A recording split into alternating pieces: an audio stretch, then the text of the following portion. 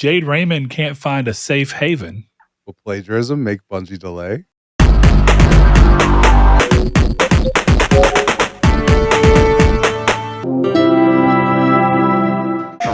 Hello and welcome to Triangle Square, the PlayStation Podcast. I'm your host, Brett Beck, and alongside me, as always, is one Mr. Chris Figs. Chris, how are you doing today? I'm doing okay, man. Long couple weeks.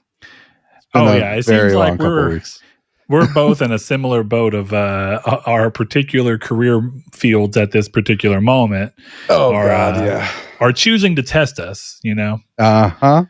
Yeah, so you've had a wild week that you can divulge as much as you want to, and it's summertime in the furniture business, office furniture and schools and whatnot. So it's been crazy on my side as well. But you know what else has been crazy? The games industry as of late. There's a lot of stuff going on. A lot of topics we're going to talk about today. Now there are plenty of things we could talk about aside, like some shady stuff going around with Nintendo not giving review units for Switch 2, which I think is interesting, but I don't necessarily know we'll cover it in here naturally. There's stuff going on about maybe Xbox swapping from x86 over to an ARM processor and what that could mean for some stuff. But you know what we're going to talk about instead today, at least for sure? Those other ways things may sneak their way back in. We're talking about a lot of games that are getting sequels, some games that are from people that you love that are much further off than you probably were hoping for, and as well as Naughty Dog coming back to being a 2-game studio, as they are apparently working on a secret game. So all that and more. Shuhei spilling the beans on some of my favorite era Sony stuff. But we're going to start this show off in a time-honored tradition of just checking in on what Chris and I have been playing. So if you're new, welcome. We hope you enjoy the show. Chris, let's start it off, man. What should the people be playing, and why is it that you, as well as I'm sure many people outside of the Grand Theft Auto 6 thing, decided it was time to just dive back into the world of Rockstar games as much as you could try to squeeze out? So Vice City's been kicking your ass platinum-wise, but other than that, how you been feeling about going back to what is now, I mean, a 2-decade-old classic? A little bit more. 23 years now, yeah. No, I mean, I have a lot of feelings about Vice City right now, and like, I have to try and separate out like going for the platinum versus like the game itself, you know, because I think like playing Vice City is really good, right? Vice City, like if you just play through it and you're just having a good time, great game, fantastic. But like there was a point, which I'll get to the main meat of it in a minute, but there was a point where I was talking to Blake about it, and I'm like, I think this game sucks. Like, I think this is a bad game. And I'm like, of course it's not. But it kind of is, in a way. I don't know. Well, I think you're touching on something specific as well, in that you're brushing up against things and trying to get a trophy for games that were not designed with trophies in mind. So they're trying to retroactively throw trophies at something and not make them just, you know, stupid where you don't have to do much at all to get them. But I always find it really interesting of how they go about actually adding trophy triggers into games. And that's been one of my interesting things in playing a lot of the classics that have come back through PS Plus. Where it's like, okay, cool. Like, how are they going to choose to play out Siphon Filter's trophies? And then you look at them, it's like, oh, that one's kind of run of the mill. But Killzone Liberation, as a different example, has actually got pretty wild trophies. I'm not going to say it's an impossibly hard platinum, but it's not just play and beat the game. They actually want you to do some other stuff. So it's interesting seeing how games come back and do that. I want to kind of, before you go breaking into specifically the trophy side, I know that this, of course, means that you're playing this game through the remaster that came out on PlayStation 5 or PlayStation 4, I guess, technically.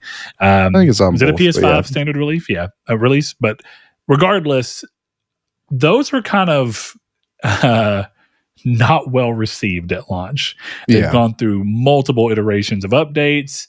And last that we looked into it, even on the show, was kind of this idea that, hey, they updated a lot of stuff. They brought back the ability to kind of bring the fog back in, change the lighting to look a certain way, updated the way the game handles certain interiors, updated some character models in an effort to try and actually bring them back to looking more in line with what the original game was going for, since some were pretty wild and had some glitches in the way that they approach themselves. Like, I think I remember seeing like CJ riding the bike and his head is like in front of his chest. Like he looks like he's got like Igor back. So he's hunched. Now that you're kind of playing through this, and you're playing through this pretty far removed even from the last set of updates that I can remember, how is the experience specifically in line with what did you play this when it was considered bad, and how has it changed for the better?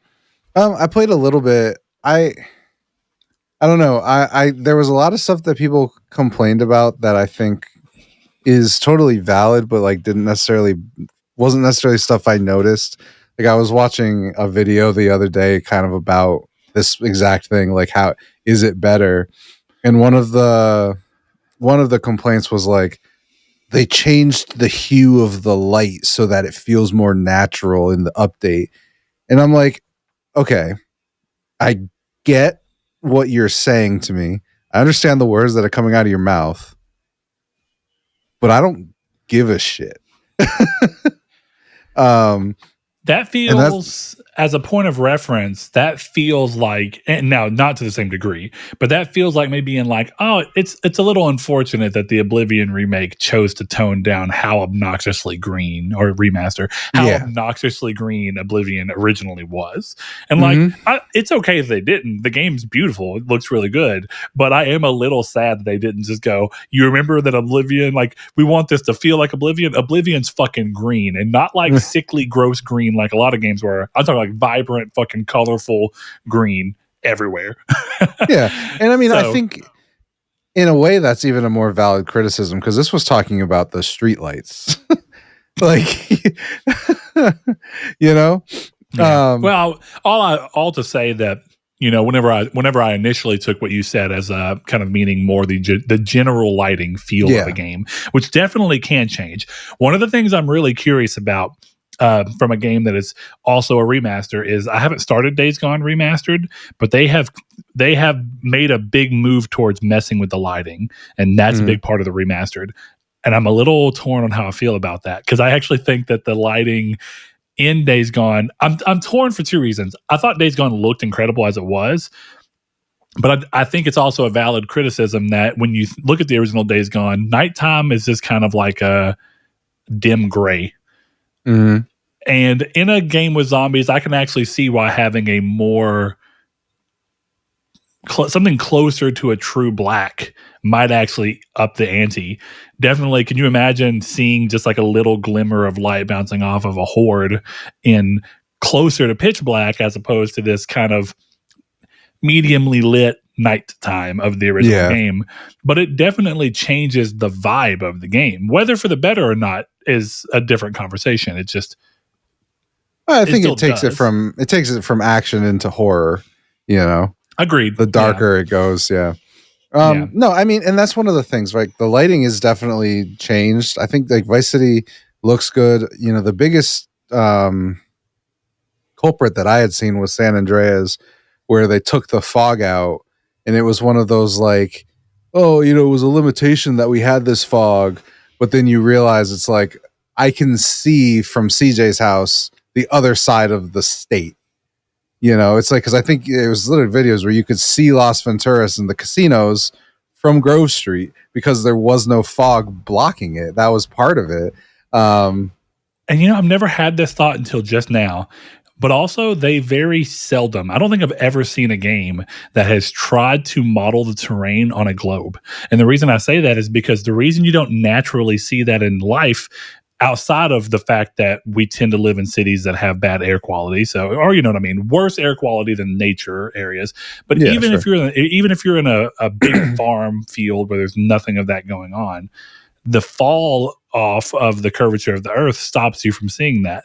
Yeah, I've never thought about it. I wonder if all you did was take Vice City, or San Andreas rather, and you just molded the entire map as is, but you just stretched it over to a globe to where it would actually have a curvature, would you still see the edge if you were at CJ's house or not? I don't know. See, this is where if I was good at modding, yeah, that would San Andreas curvature of the Earth mod. That would make an interesting ass YouTube video. it would. I could definitely agree with that. Yeah, but in terms of the game and the update, it was like, it's for me, it's, I've heard a lot of like negative things still about this. The video I was watching that I was talking about was a month old by the time I was watching it. And it's stuff that like, I don't feel like I played a bad version of Vice City. I spent about 30 hours with Vice City. I still have about 20 more minutes left with it. And I never felt like, oh, I'm playing a bad version of the game I loved, or, oh, I should go, because I own the PS2 emulated port or whatever. And it never felt like, oh, I should go on to the PSN store and stop playing this one and play the original Vice City. I never felt that way. Sure, but you're also, just to throw it out there, that you're also motivated by trophies, which are inherently just not possible on the PS2 version, right? No, that's not true, because I'm talking about the port to PS4. So I could have gone and trophy hunted there. I have that. I have the San Andreas PS2 Platinum, the PS2 PS4 port Platinum. I actually didn't realize those games came over that way. So okay, cool. Yeah. So you have the full. They were delisted. You can't buy them now. Oh yeah, they were. That's right. They were delisted whenever the remaster came out. Yeah, when the remaster came out. Yeah, it was delisted. Ugh. So not great. But yeah, it was one of those things where I never felt like I needed to go back. Ironically, actually, I had, when I thought I was a little bit closer to finishing this 4 days ago, I had downloaded both copies of GTA 3 because I was looking at the port trophies, and there's some quality of life stuff in the definitive editions that makes it better. Like, there's no true map in GTA 3. Like, so like there's no waypoints. Like, how I'm not searching for 100 hidden packages by just guessing, like that's part of it. So just that sense of like what it was like, I feel like the criticisms, in a way, I feel like the criticisms came a lot from new versions of old games that are still old but feel new. Do you get what I'm saying? So like, yeah, well, and you're touching on something that, I've been saying a lot, like, I'll get there eventually, actually, I suppose, but this is in line with another game that I'm actually wanting to replay because of something else. So, but I get your point. There's this thing that happens with old games where it's really difficult to find a line in which you're making the people who are fans of the original happy by staying true to the original, but also making this other section of the market that has interest in playing the original game, but with quality of life features that make the game easier, arguably, but also just modern, that you get modern expectations. And that's a really tough thing to go through. And I think it's, sometimes I wonder why don't more games get remastered? And I actually think it's that some of the games I'd like to see remastered, I feel like they would feel like we might get we might get lit up online if we change too much. Yeah, but at the same time, someone like me wants to see those changes. Like, why not remake Infamous and get rid of the janky animation from Infamous 1 and pull in some of the smoother stuff that Infamous 2 introduced back into Infamous 1 to make it just or remake it from the ground up and just keep the general feel, but make it feel better, like they did with Shadow of the Colossus, where if you're playing it, you don't immediately realize it. But if you played the old one, you're like, whoa, side by side, this is different. Yeah. And it's just, I think that's the thing is, like we've said, it's, these are graphical upgrades of, Vice City came out 2002. They were still dealing with the fallout from 9/11. Like, there's so much time that is brought up here, and now these look like new games. So, I can see like some of the stuff that people had rose-tinted glasses for not translating well, because there's tons of stuff in this game that's just in OG Vice City. It's the same game where I'm like, who who raised you? Like, who made this decision for you? Like, there's the notorious race where you have to race a supercar with like a Volvo, and it's like, it's not fun. Eventually, ironically, and this time I actually beat it on my first try because I just pit maneuvered the guy and smoked him.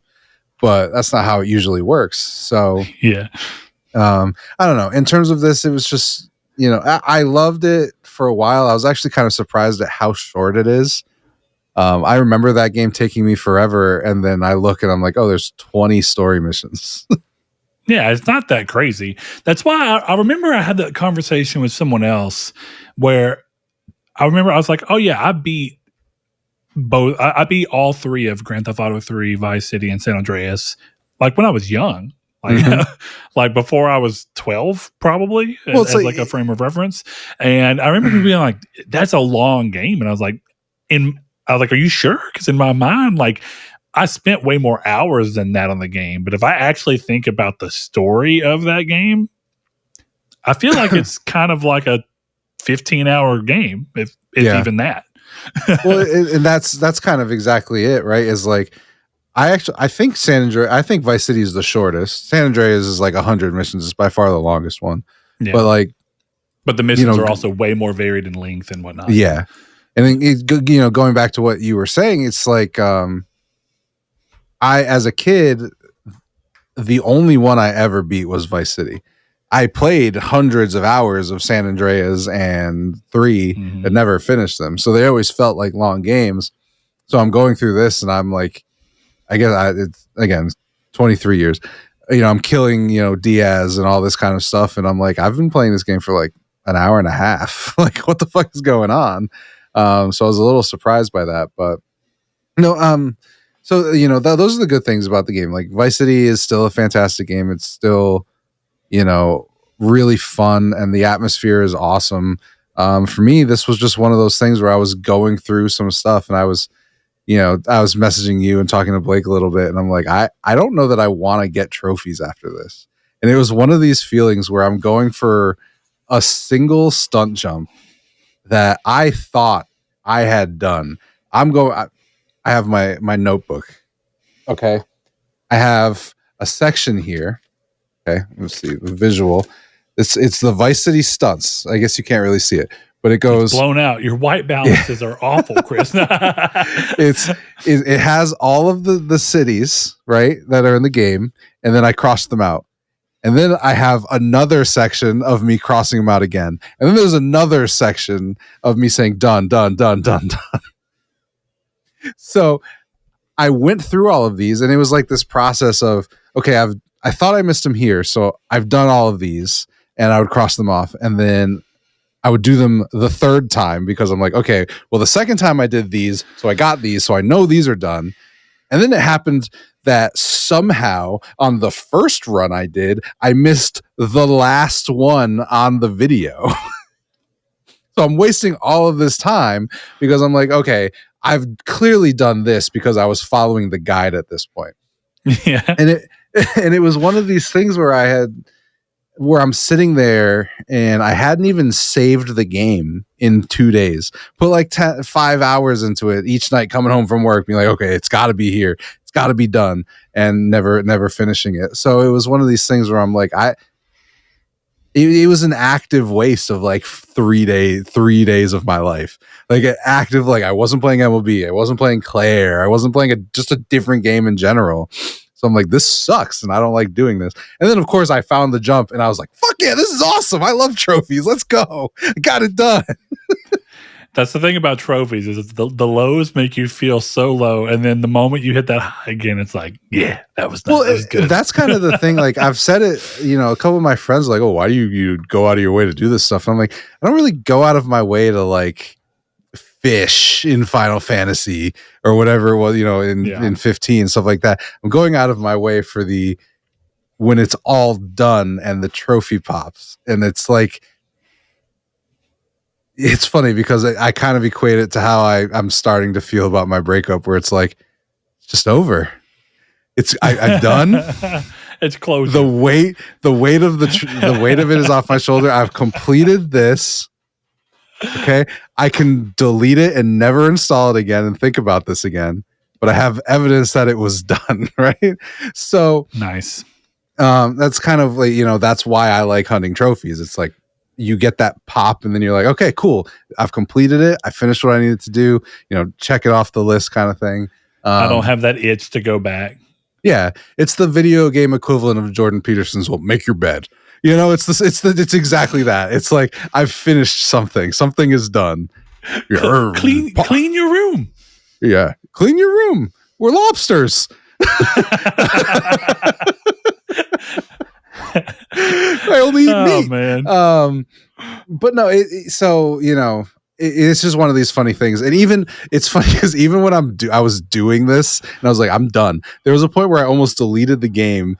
I launched MLB and I'm pissed off, and I play like 3 innings of a game and then launched Grand Theft Auto Vice City to go finish and find the Sunship again. Holy shit. And then that was the run I found it on. So now it's just cleaning it up. But it was one of these like real like clarifying moments of like, I don't know that I actually like doing this. Then of course, like I said, it pops and I'm like, I fucking love this shit. I love the rush. But it's like, why? You're the guy. And this is how you really know, though. You're the guy who's like, no, I'm good. I'm clean. I'm sober. I don't need anything. And the moment he gets around that cocaine again, he's like, oh, shit. Yeah. I mean, you know what? One last ride. As soon as I take that bump, I'm like, oh, God. Yeah, see, this is why I did this, is I missed it. Says the man who's I've never even seen cocaine in person. I've had too many cringe experiences with old friends around that stuff. I never did it, but gross. So look, Vice City is fantastic. It gave me a little bit of an existential crisis, but I do think if you're excited for GTA 6, go play Vice City. Play the definitive edition. Why not? Fuck everything else. Just play the definitive edition. It's fine. It's like if I'd never heard a word about The Last of Us 2, I don't know what my opinion on that game would actually be. But my opinion was soured. And then I went into it and I'm like, yeah, okay, I don't like some of this stuff. But would I have if I didn't go into it with, a certain friend of mine just whining about it the whole time and beforehand? Yeah. Exactly. So it's the same thing here. I would say just play the definitive edition. I'm sure you can get it for like $15 on sale. It's a great game. You should do it. Go from there. Well, let's scooch over for a second and let me wrap up really quickly. I 100%ed Oblivion all the way through. It is one of those games where I have the real 100% DLC and all, because I beat the game and I moved on. I kept doing all the rest of the missions that I've never done. Like there's one where it's like the Pure Blood, or I can't remember what it is. Basically, it's like a vampire hunting organization. That was a fun quest. That was one of the ones I've never done. I did all the Daedric artifacts, and some of those I'd never done in that game, even though I'd done a good majority of them. And then I was like, okay, got to move on. So I did Knights of the Nine, which is I played Knights of the Nine plenty of times as well, because it came free on the PlayStation 3 edition of the game. Not Game of the Year, just because PlayStation 3 got it later, they just pushed it onto the disc. And then I did one of my favorite DLCs of all time, and it held up so well. Shivering Isles. It's so fucking good, dude. And I wish I know why you bounced out when you did and how you did, but it's so easy. What you bounced out on is one of the easiest things ever. But what's really cool about that is that I think it brought their art direction a little more. I've noticed it on a few games, because they did the same thing to a degree in what was it called? Dragonborn DLC for Skyrim as well, where they sent you back to Vvardenfell for Morrowind. They like to get a little more out there with their art design and their DLC, which almost makes me wonder if they worry that having the primary game be that again is going to alienate too big of a section. But the DLC, which is probably going to be from people who are super in love with it, are more likely to be like, oh, it's exciting. Because, you have like the weird mushrooms and odd creature designs that come back in Shivering Isles. But one of my favorite things is Shivering Isles brings back a lot of role-playing type things that Oblivion kind of pulled back from Morrowind. It's not quite Morrowind level, but you're making a lot of decisions. And one of the cool things too is that there's a trophy bifurcation where you have to make 2 different decisions. Therefore, you have to go through it 2 different times. So I had to play Shivering Isles twice in order to get that 100%, which I thought was pretty interesting. But yeah, that DLC is just incredible. It's fairly long. It has you doing a lot of things that the main game doesn't do, and it pushes around a lot of new ideas for mechanics. And it's something that playing some of the DLC I've played recently has actively there. So I'm like, cool. And then sometimes some of the DLC is like, this isn't really doing much new at all. And I don't think it's a bad DLC, but it just feels a little bit like more of the same game. And that's another one of those tough areas to balance, is how do you feel like an extension of the game while still feeling fresh enough to make someone be like, oh, this is neat. And I think that as I'm playing more and more DLC, I'm finding that. And Shivering Isles is just like refamiliarizing myself with, in a way, playing Shivering Isles again makes me wonder why I'm not more prone to actually play DLC, because it's so good that you think that it being one of my first would fuel me to do so, but it just didn't. The biggest problem with DLC is it takes too long.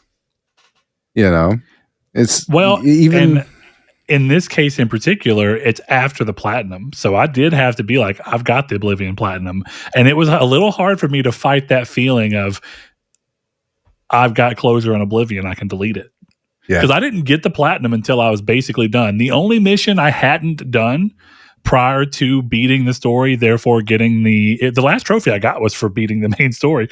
The last quest I did was right afterwards it was the Vampire Hunter one. I'd never done it. I don't know why it happened that way. And then I did the thing where you wait the 2 weeks in game so that you can get the Imperial Dragon armor.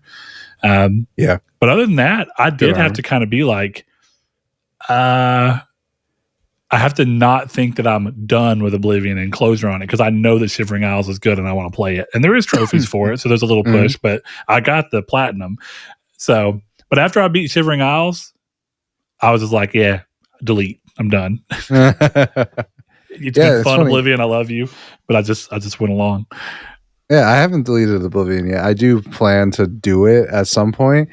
It even besides trophies, there's like a part of me that's like, and I think it's part of this is because I've started like maybe a little tease for the future, but like I started this backlogged account, which I don't know if you know what that is, but it's basically like Letterboxd for movies. And so I started doing this where I have a list of every game I completed, and I wrote like a 2-paragraph review specifically so that when we do Game of the Year, I can just read them. Nice. Like how I felt good when utility. I beat it. Yeah.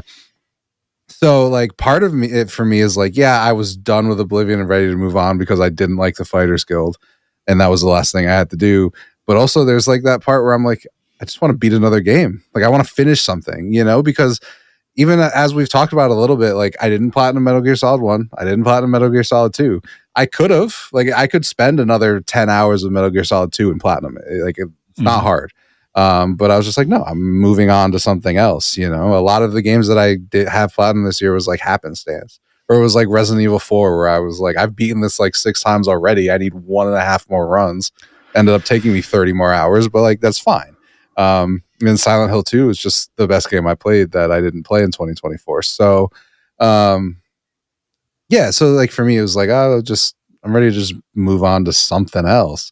And it's like right now, it's like I kind of want to play Doom, and then I've got Death Stranding Collection Edition is showing up in my house in a month, and I want to finish Clair Obscur, but for some reason I decided to play Grand Theft Auto Vice City, and then something else that I'll talk about here. And it's like I do want to play more Forza, and I deleted Indiana Jones, so I will not be going back to that. But there's just stuff I want to play that's besides this. I wanted to play Marathon, and then, a lot of my time has been stolen like art assets, and I can't give it to a Marathon. So it's a mixture of both, Yeah, I feel.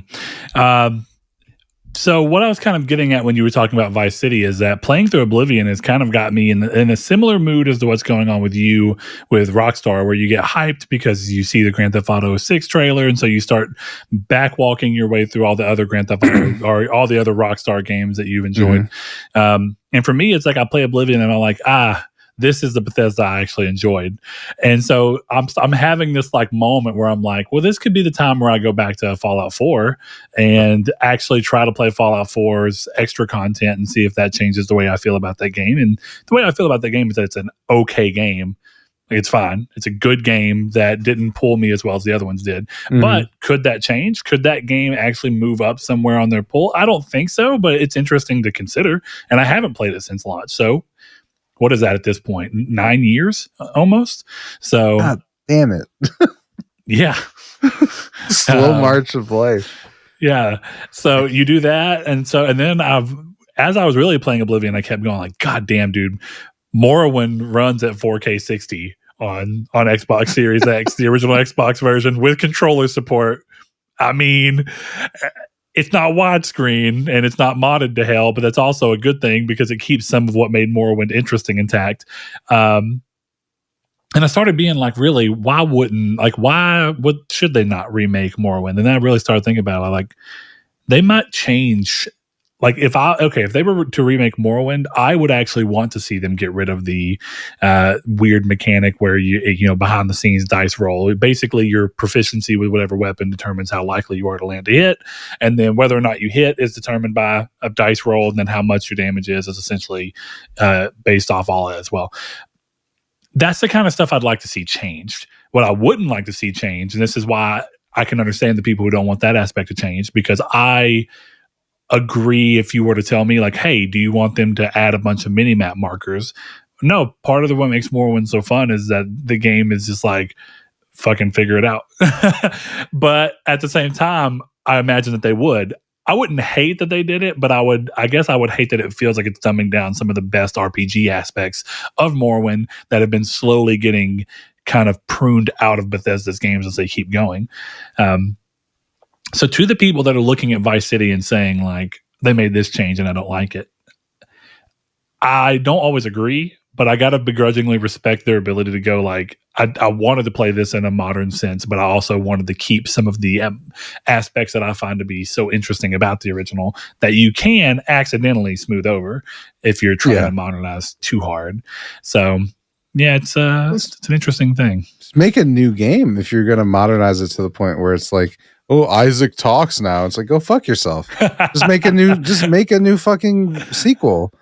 That's how I would feel about Vice City. If some of the stuff that was frustrating to me, like if they changed, I would have been like, okay, like, and this is the thing, right? Like I appreciate change to a degree, right? Like trust me, I don't want to play a version of Vice City that makes me want to die.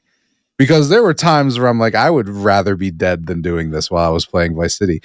But at a certain point, you're not capturing what I wanted anymore. So kind of what's the purpose of the remake? That's kind of why I'm so weird about them. Like, I get that, like, I probably am dying on hills that are completely unnecessary for some of these things.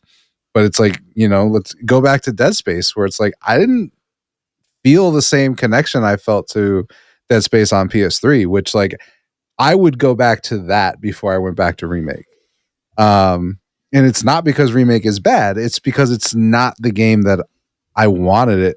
It's not the game that I expected when you tell me you're remaking Dead Space, and had they set, setting expectations is totally different for me, where it's like, I was expecting, differences and changes to a degree, but to me, that's not in the remake thing. So like when I'm looking at, a Vice City remake, one of the best things that they could have done for Dead Space, even though it didn't matter, that game just didn't sell as much as anybody was hoping, but they were very careful to never actually call it a remake. It never actually says remake. It's not called Dead Space Remake. It's not called anything. It's just called Dead Space. Yeah.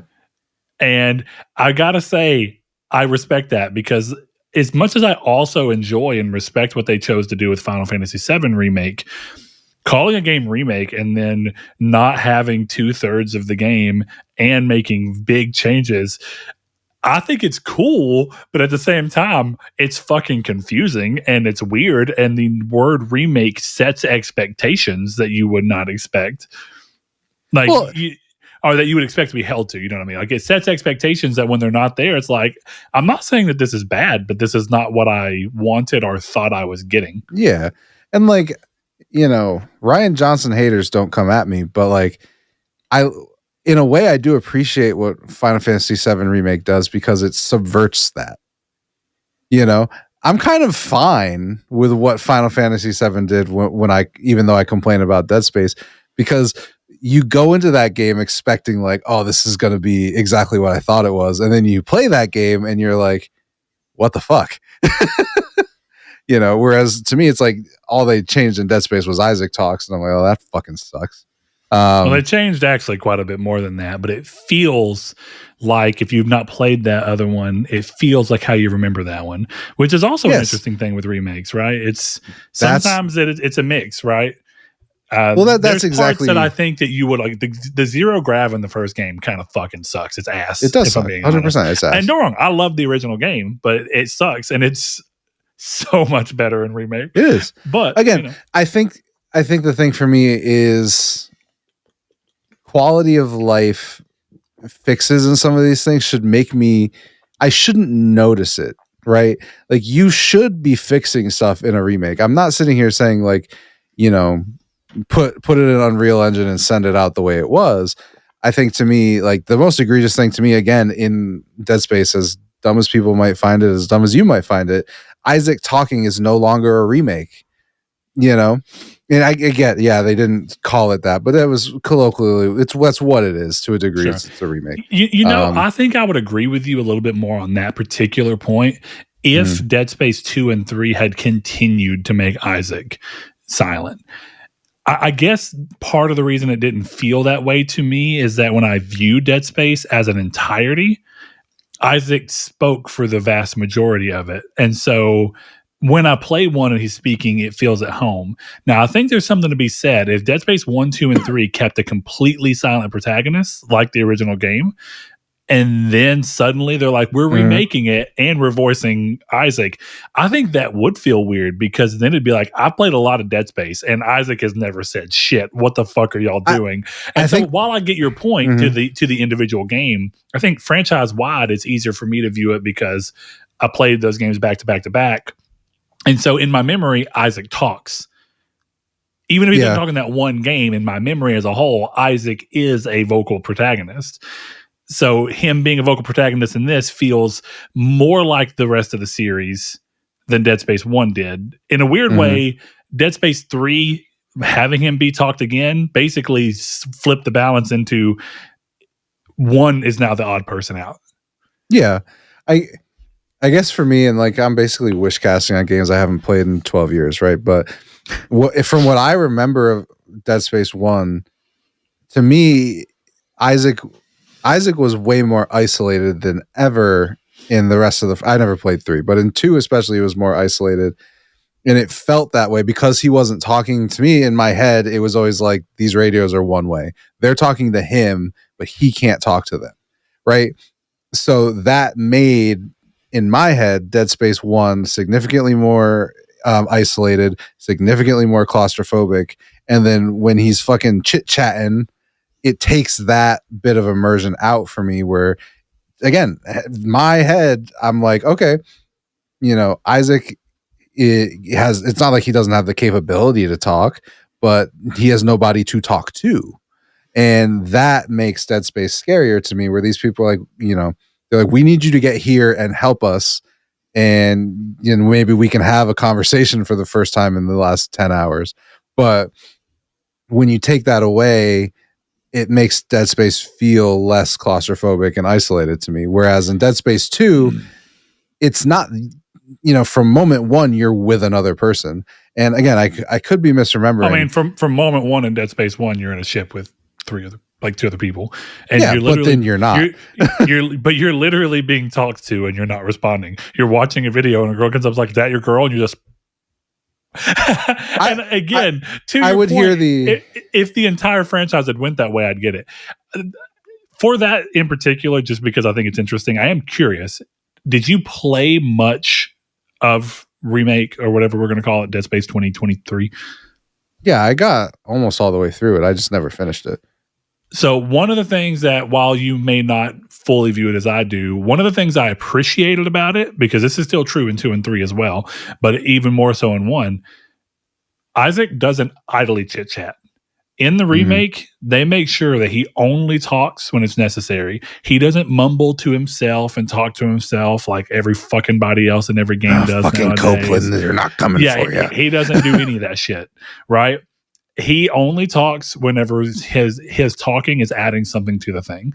Yeah. I love that, because I think it'd been really easy for them to be like, hey, we're adding voicing to Isaac, so we're just going to treat him like all modern day protagonists. But I like that, in effect, Isaac is still a quiet, reserved person who only asserts himself when it comes time for him to say something. And for me personally, one of the things I really liked about it is it gave him agency in the story, because it always felt weird to me that he's the engineer, but he's not explaining even though he has to be the one to fix it, he's not having to explain to anybody how these things need to be fixed. They're telling him how to do it. He's the engineer. Why do they need to tell him? That always felt weird to me. It's like, Isaac, we need you to go do this so that you can do this so that the recon towers will be. And then when you do that, this will happen. I'm like, yeah, shouldn't Isaac be telling you that? He's a fucking engineer. You brought him because you don't know. Yeah. I mean, look, so, again, it's an example of games can be weird sometimes. But I know that I'm kind of on a hill by myself on that one. I get You're that. Fine. Yeah, you're fine. I get it. It's just I'm probably pretty lonely on the hill about wanting Oblivion to be fucking obnoxiously green. Blake's there with me at the very least. I mean, I would prefer it. The color is good. But yeah, no, I mean, I don't have anything else to say about Dead Space that neither of us have played in 2 years. So great game. That's what I have to say. I might play it again that year. Let's hear real quick about SteamWorld Heist 2. And then I can talk about what moving off from Oblivion has been like for me. I don't want to say emotionally, but I guess that's kind of the right word to use. So let's hear about this next game here. No, have you played any of the SteamWorld games by chance? I have played them, but I'm trying to remember the sub names, because one of the things about that series is so Heist, weird. There's Build, and then there's there's one more. I played SteamWorld Dig. Dig. That's the one. That was the first one I ever played. I think that's the only one I've played. Yeah. I like these games. They're cute. You know, they're fun to play, like little tactics games. I'm not super deep into this one, but I'm enjoying it. You know, you're a pirate, which is pretty sick. You're a pirate robot, a piebot, if you will. And I've just gotten through the tutorial and the first couple of missions, and like the characters are really cool. I do really enjoy the mechanics of like, oh, you're here and your guy's behind cover, but if you bounce the bullet off this wall, it'll kill him if you hit him in the back. There's a lot of cool mechanics that way. So more than anything else, I don't have a ton to say. Just shout out SteamWorld and shout out to those developers, because they make good games and you should play them. Yeah, no, SteamWorld Dig is great, and I've debated playing SteamWorld Dig 2 quite a bit. I think I own it, so please do. It's fun. I love SteamWorld. Yeah, no, SteamWorld Dig's great. I like those types of games to begin with. I really like I'm going to go down and dig for shit, come back up and sell it. Like it's Dig Dug with more steps. Yep. I mean, that's also what I liked about fucking Motherload as a Flash game, and then Super Motherload on PS4, which I thought was a underappreciated game. That game came to PS4, and I remember it being like a 6.5 out of 10. And I mean, it's not going to fucking blow your mind, but it's a really well done game that makes an obvious thing. So I don't know. I thought it was underrated in the true sense of the word. It's a game that just not enough people picked up on, because the launch of PS4 is when it came out, and gaming was in a weird spot. So, you know, it's kind of how it goes. But yeah, those games are really cool. And I have debated playing some of the others, because I've seen SteamWorld Build and SteamWorld Heist. I just didn't know. I knew that they're kind of like the Pixel Junk series, where it's like an overarching name, but every game is vastly different in how it actually approaches being played. Yeah. So I mean, it's more like subgenres in the SteamWorld, you know? Yeah. Where Build is like a SteamWorld Minecraft, probably closer to SteamWorld Terraria. Don't get excited. It's not that, but but it's closer. And then SteamWorld Heist is a, you know, shocking here. It's a heist game with tactics and, you know, specific types of movements. And I like those kind of games. So Heist is probably my favorite of the series, and then there's SteamWorld build just looks like a fucking like a city sim. Yeah, in a way. I don't know why I had Terraria in my head then, but I mean, from what I'm looking at, I've spent the least amount of time with. Yeah, it looks a lot more like you're just building up bases and stuff and getting things to automatically go for you. It's actually, I like those types of games. I might fucking try this out. Yeah, definitely, you should. It's basically it's SteamWorld Tycoon. Oh, I would play the shit out of SteamWorld Roller Coaster Tycoon. Are you kidding me? The crossover we've been needing. Yeah, exactly.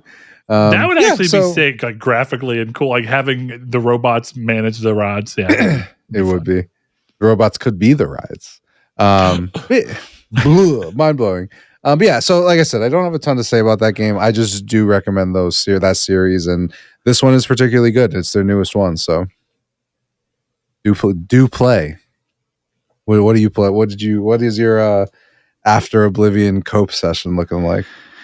Oh man, it's been weird because I was excited originally because I was like, I want to go and play Forza, and I haven't played a racing game in a long time, and so I download Forza. I'm kind of excited. I start it, and almost immediately I'm like, fuck, this game's setup is so grating. I was like, these people talking to you, the fucking setup.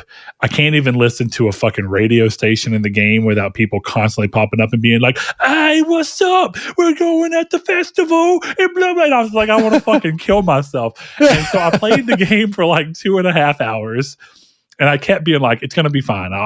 It'll start to click with me. And the game doesn't quite feel right to me, which I'm not blaming on the game. My wife was like, oh, you wrecked. I was like, yeah, every racing game feels a little different. You've got to spend time adjusting to how exactly the game feels. Like I still won all the races, but I'd fuck up sometimes. But then I started getting into the open world, and I was like, okay, maybe this will be fun. Maybe the way that they choose to do open world stuff will be fun. And so I started driving around, and I was like, I'm just not really landing with it. And I was like, oh, I'm going to do more of the events. So I started trying to do different types of events to play different versions. Like, hey, I'm going to do an off-road race. I'm going to do, like a more of a track design race. I'm going to do a sprint style thing. And I go up to this area in the map where there's a logo, and I'm like, cool. All right. There's something here where it's talking about I got to do this to unlock this part of the map or whatever. And I was like, okay, I'm going to go right up there. And so there's nothing else near it. And it's like 10 minutes of in-game driving. That may be a little bit. It's like 5 to 7 minutes of in-game driving to get over there. I get over there and I hit the button and a cutscene starts. And I'm like, ugh, because I'd already had enough moments in the game where it starts an unskippable cutscene with music that you can't do anything about. And then the game is like, you should try and buy some of our fucking DLC. And then I hit no, you're muted. But I'll hit no, and then it's fine. The game keeps working. Well, I get to this one and I hit it, and I'm genuinely confused because everything else in the game has been, I want to show you this obnoxious cutscene that you can't skip. That's probably 45 seconds. And then you'll say, no, you don't want to buy the DLC, and then you'll keep playing. Well, I get here and I click the button and I watch this video, and then it says DLC. And I'm like, no, thank you. I don't want any DLC. And then it just puts me back in the open world. And I was like, I must have hit the wrong thing. I didn't pay attention. So I click up again to join the event again. Mm-hmm. The fucking cutscene starts again. And I was like, what? And then it comes to again. And then I realize the DLC is required for you to do this, but nowhere on the map. After I exited out again, I opened it. I looked and hovered over the event. It doesn't say it's required for DLC. It doesn't say anything. So I wasted fucking time going over to this. Then I started doing this thing like, fine, I'm going to try and go back and play. And in the fucking 7 minutes that it took me to get back to another event, I just started getting like I was already in a somewhat mood that day. And I just started getting like really like, this game is annoying the shit out of me now. And I was like, I started having this thing like, you know what? I fucking wish I was playing fucking MotorStorm Pacific Rift, because it's the same basic fucking principle. There's a festival, everyone's there to race, but nobody fucking barks at you about it. It's just understood. There's an opening cutscene that you can skip, and then the rest of the game is kind of built through that lens, but no one talks to you. There's fucking car combat, which is cooler anyway. I like tracks. I don't even know if I want an open world. Let's play an open world game. And I was like, all right, I can get the fuck off this game today. And my wife was like, oh, are you done? I was like, I'm going to try and go back to it when I'm in a better mood. I have not been able to bring myself to get back to that game. Yeah, I hit that point. First of all, I know the exact mission you're talking about because I did the same thing as you, where I drove all the way there. And I'm like, okay, cool. It's just another mission. And then it pops up, has a cutscene, and they're like, oh, you can do this off-roading, mate, right here. You could go off-road. Isn't it so cool, bruv? There's shrimp and stuff at the end, and we've got a Bobby. And then, yeah, it goes DLC. And I'm like, what the fuck? Like, what?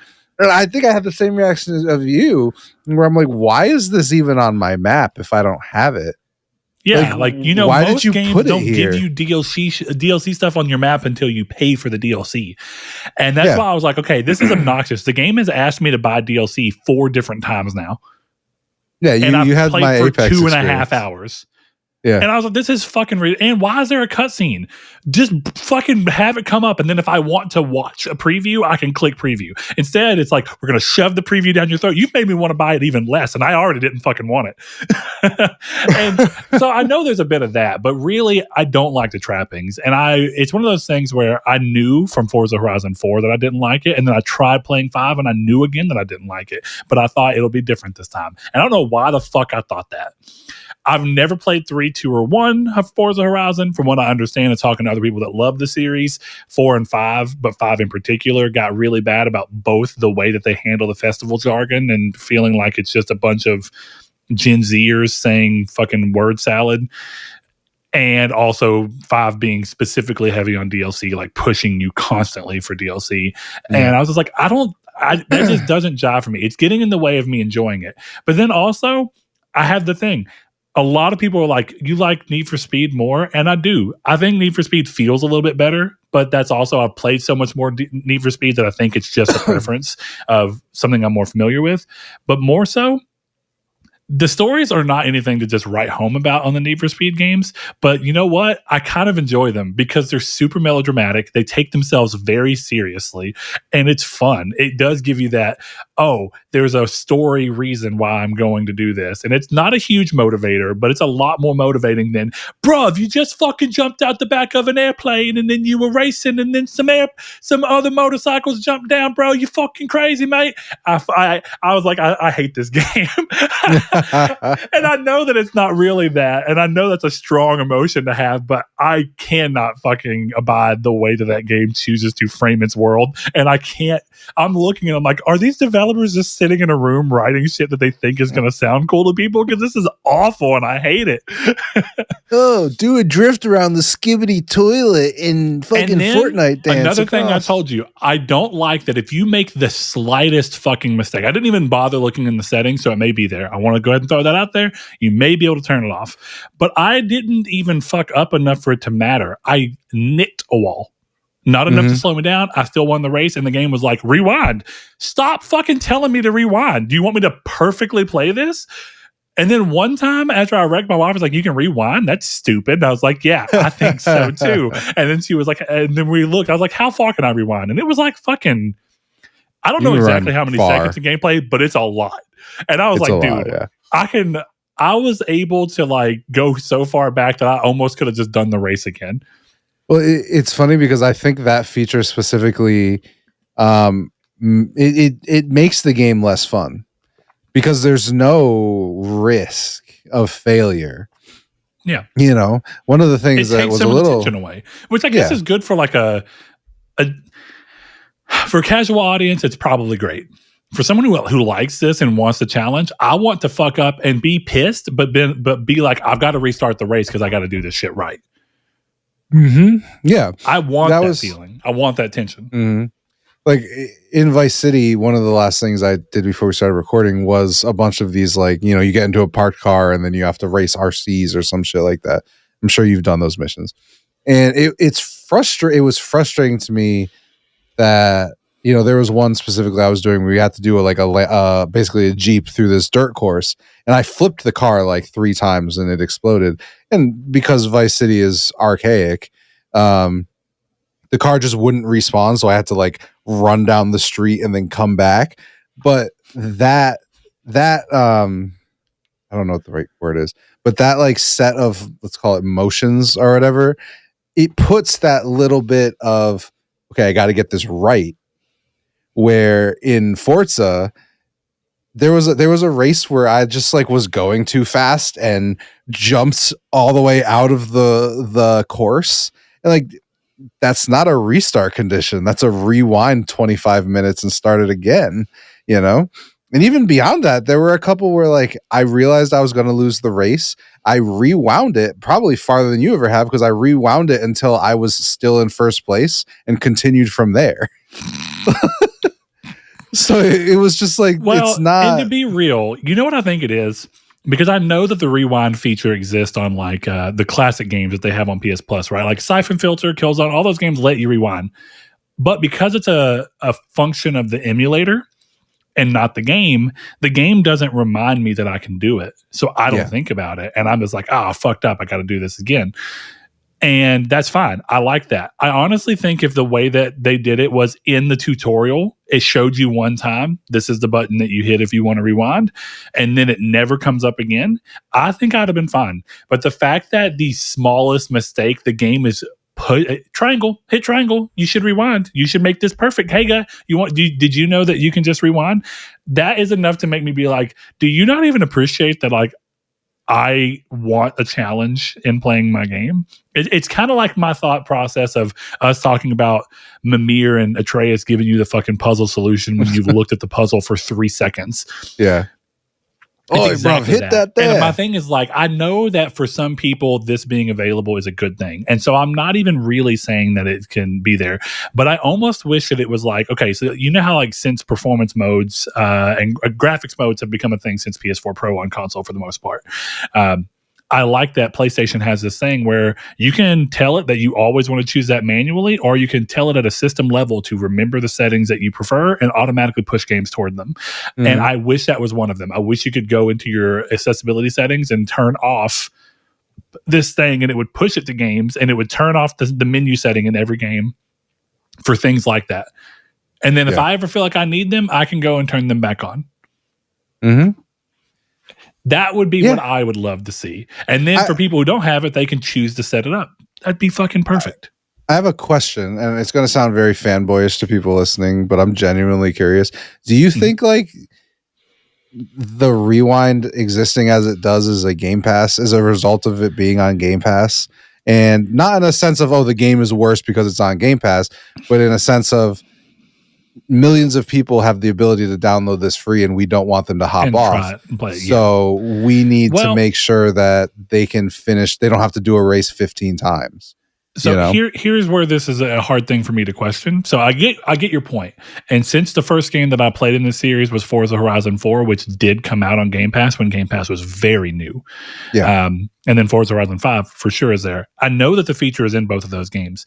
My assumption because of that is that feature dates back to maybe even the first Horizon. Then that would tell me that that's not the feature. The feature is just there so that casual gamers have a bit more of a ability to wrangle with the game without feeling too punished if they make a small mistake. And I understand that, and I get it. A lot of it's just how much it beats me over the head with it. Like, there's times in games, like some of my favorite parts in Oblivion are whenever you're going through and a story part happens on a mission and someone talks to you about something, and then as soon as the conversation's done, your quest update, but you don't get a new quest marker. That's my fucking jam. Yeah. Forza 3 has it, so. Yeah. So unlikely to be the reason, I think that's what it is that I like the moments in games where they're not holding my hand any longer. Like, you're going to have to do this, and then there's no quest marker. Because, the problem with designing quests around quest markers is that every action has to be something that a quest marker makes sense for. And some of the coolest moments in Oblivion storyline-wise are just, hey, you've just got to fucking wait. Or you've got to go and ask around where these people might be. Or you've got to do a little bit of digging to figure out what's going on. Or you've got to find the target on your own. That shit's cool to me. Now, I get that where it makes sense when it's just, hey, I need you to go here. And then the character's like, let me mark it on your map. Cool. That's fine to me. But you know what doesn't make sense to me is when you go, I need you to look for this person. And it tells me exactly where the person is in the thing. Like, I almost don't even like that in Oblivion. once you're in the same room as your target, you just have a green arrow showing you where he's at. Like, you can give me the red arrow to the area, but why not once I'm in the same area as him, just let me fucking wander around until I find it? Yeah, I get that. But that's me, and that's fine. So I am disappointed to say I haven't deleted Forza 5 yet, but I do not see myself going back to it. I either want to play Motorstorm, which is a game I couldn't platinum anymore if I wanted to because of online components, or I fucking kind of hope, because it's another racing game that I love and has cool mechanics that I would like to see more of now, maybe even a refresh version of it. I want to see fucking Need for Speed Carbon get remade. Or fucking, what a wild pick. Oh, dude, Carbon's my favorite. That game is fucking awesome. It's so good. I mean, Most Wanted's great, but Carbon's better. Hot Pursuit 2 Hot Pursuit 2 is fun, but that game literally already got kind of remade. Yeah, fuck that. Give me the port. Hot Pursuit 2. Yeah, I mean, technically speaking, Most Wanted sort of got remade too, but not really. Played the Vita version of that. Great port. Yeah, really good port. That game looks fucking sick on Vita. I don't like that game. I wish I did, but so moving on past that, I have decided, because of Forza not landing with me at the same time as downloading Forza, I went ahead and downloaded Monument Valley 1 and 2, because I played Monument Valley back when it first came out in 2014 on phone, and I love that game.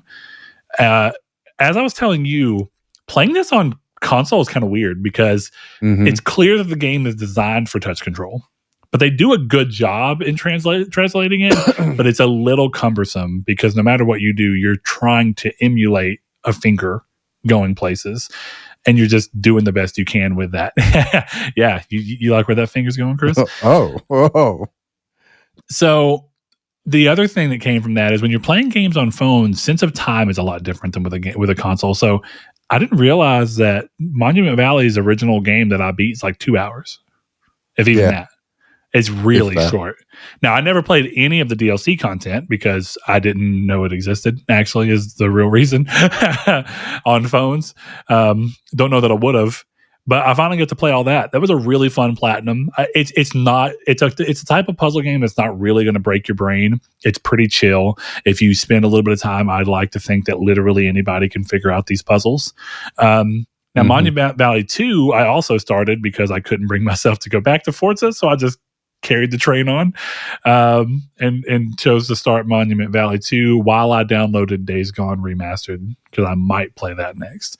And with that, Monument Valley 2 is doing some pretty cool stuff. And storyline wise, it's very vague, simple, but gameplay wise, it's fun. Kind of having this moment where you're controlling two people ish. So yeah, it's cool. I didn't know that this game even had a sequel at that point. And there was also a Monument Valley 3 that recently came out for Apple Arcade. So I'm sure it will make its way over as well. So great games. I really enjoyed that.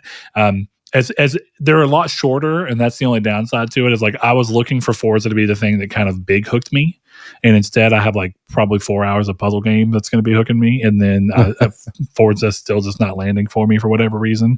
And I really am kind of bummed that I don't like Forza, because I think that there will be people who in bad faith will look and just go, he doesn't like it because it's an Xbox franchise, but that's clearly not the case. Indiana Jones was awesome. Oblivion is now an Xbox franchise. It's fucking awesome.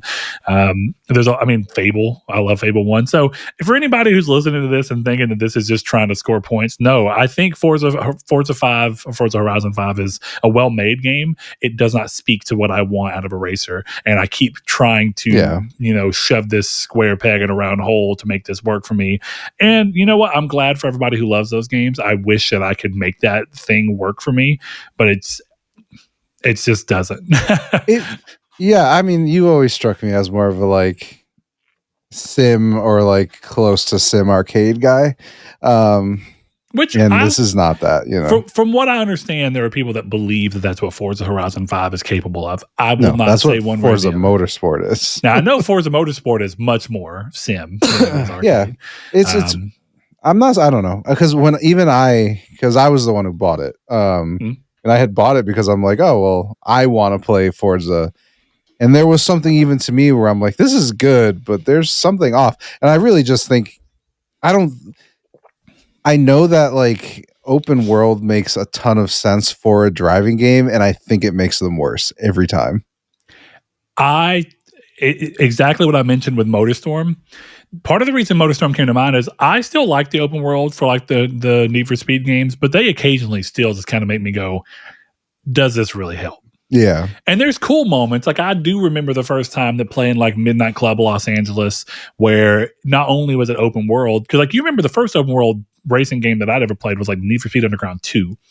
Mm-hmm. And you would drive to the races, kind of like Grand Theft Auto, where you would like drive to the mission and then you'd start it. But that was about it. There really wasn't a whole lot more to do. But I remember the first time I played Midnight Club Los Angeles, and I realized that it used the open world and you started races and it didn't load you into a level, a track that was within a closed off section of the open world. Instead, it left you in the open world and then just set an end goal and various checkpoints and said, figure out the quickest way to get there throughout this open world.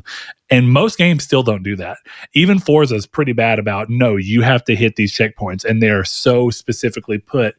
There's a magic to the open. I think the only truly 100% successful open world racing game I've ever played is Midnight Club Los Angeles. But Carbon and those games that choose to put them off into levels are a good hybrid. And then even the new modern Need for Speed games, I still find my fun with them. But I do think as I was playing Forza, my thought process of starting to think about MotorStorm and then really going through it, MotorStorm being track-based means that these tracks are all designed to actually handle all these different things. So like in MotorStorm, there are lightweight vehicles like dirt bikes and quads. There are fast ones like cars and like little small trucks that are really fast. And then there are really heavy duty ones that can do big damage.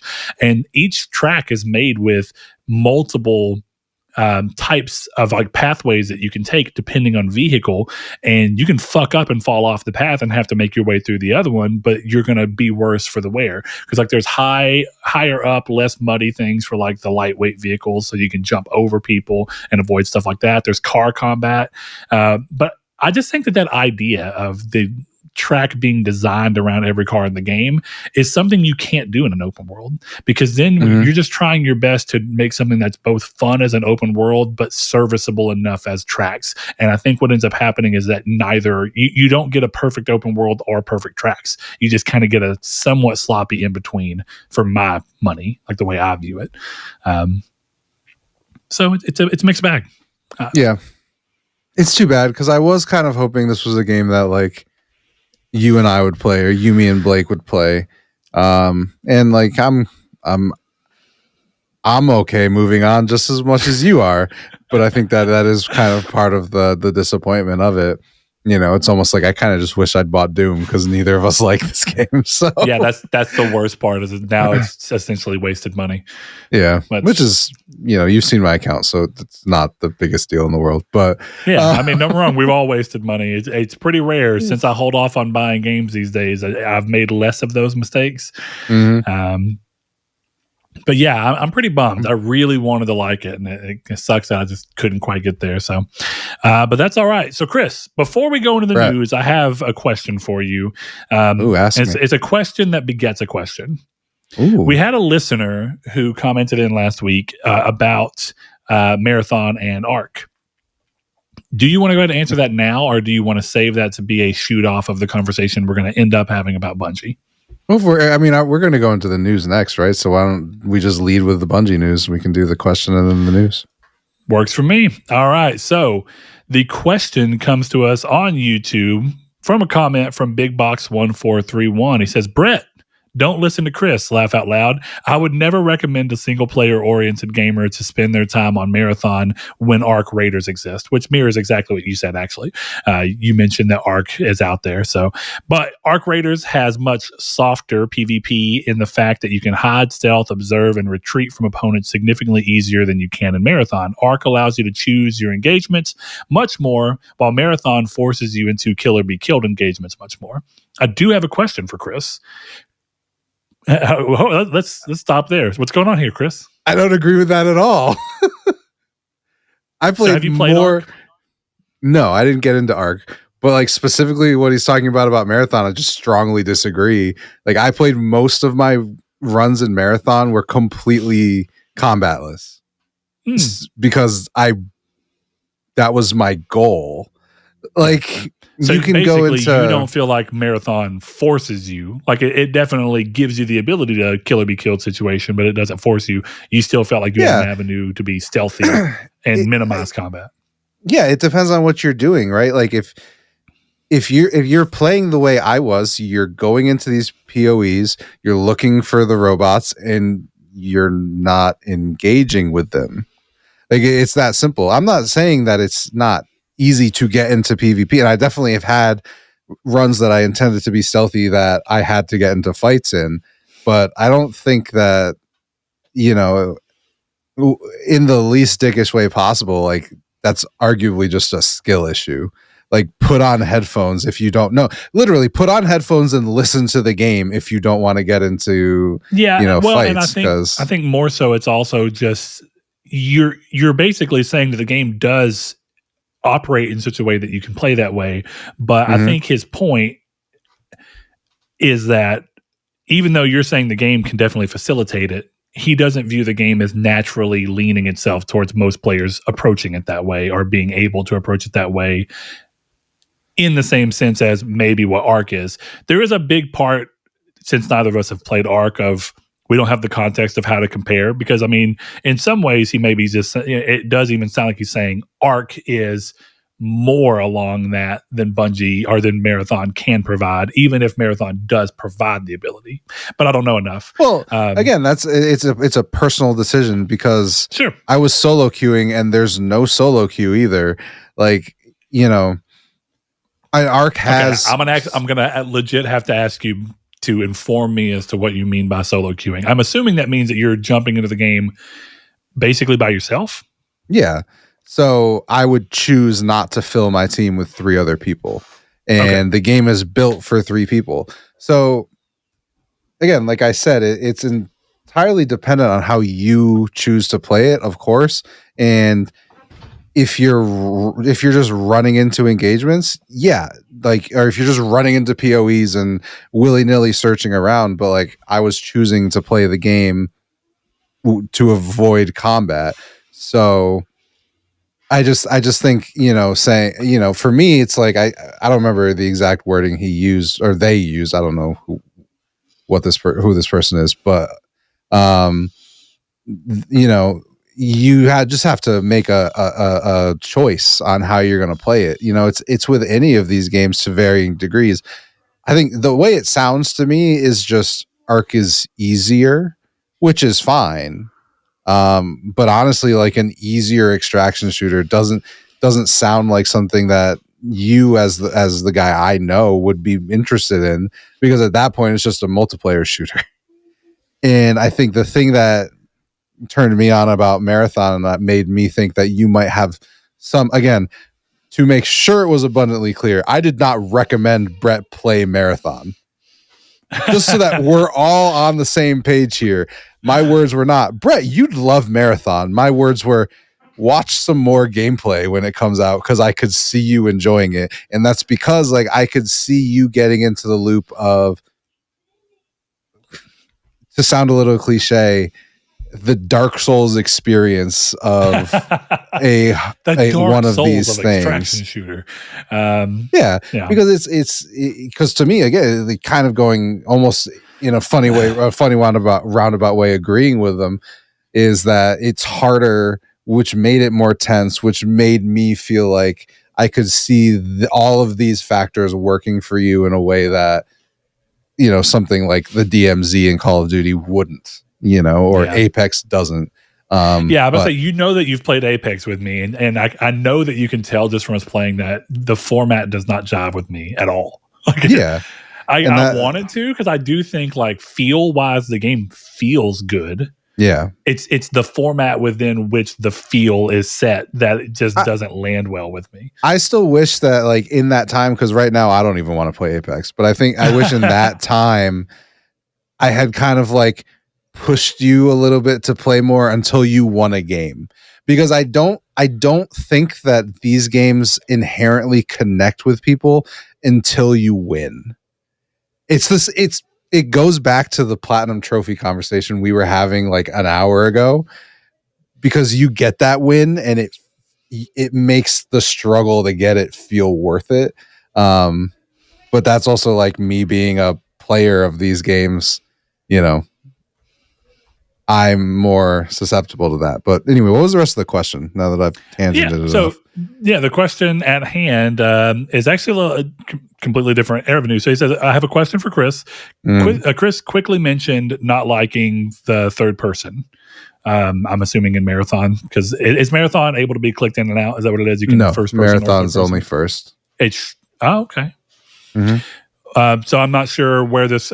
Maybe I'm misunderstanding the rest of the conversation. Arc is third person, so. and that's why you didn't want to go with Arc as opposed to Marathon. That's okay. Cool.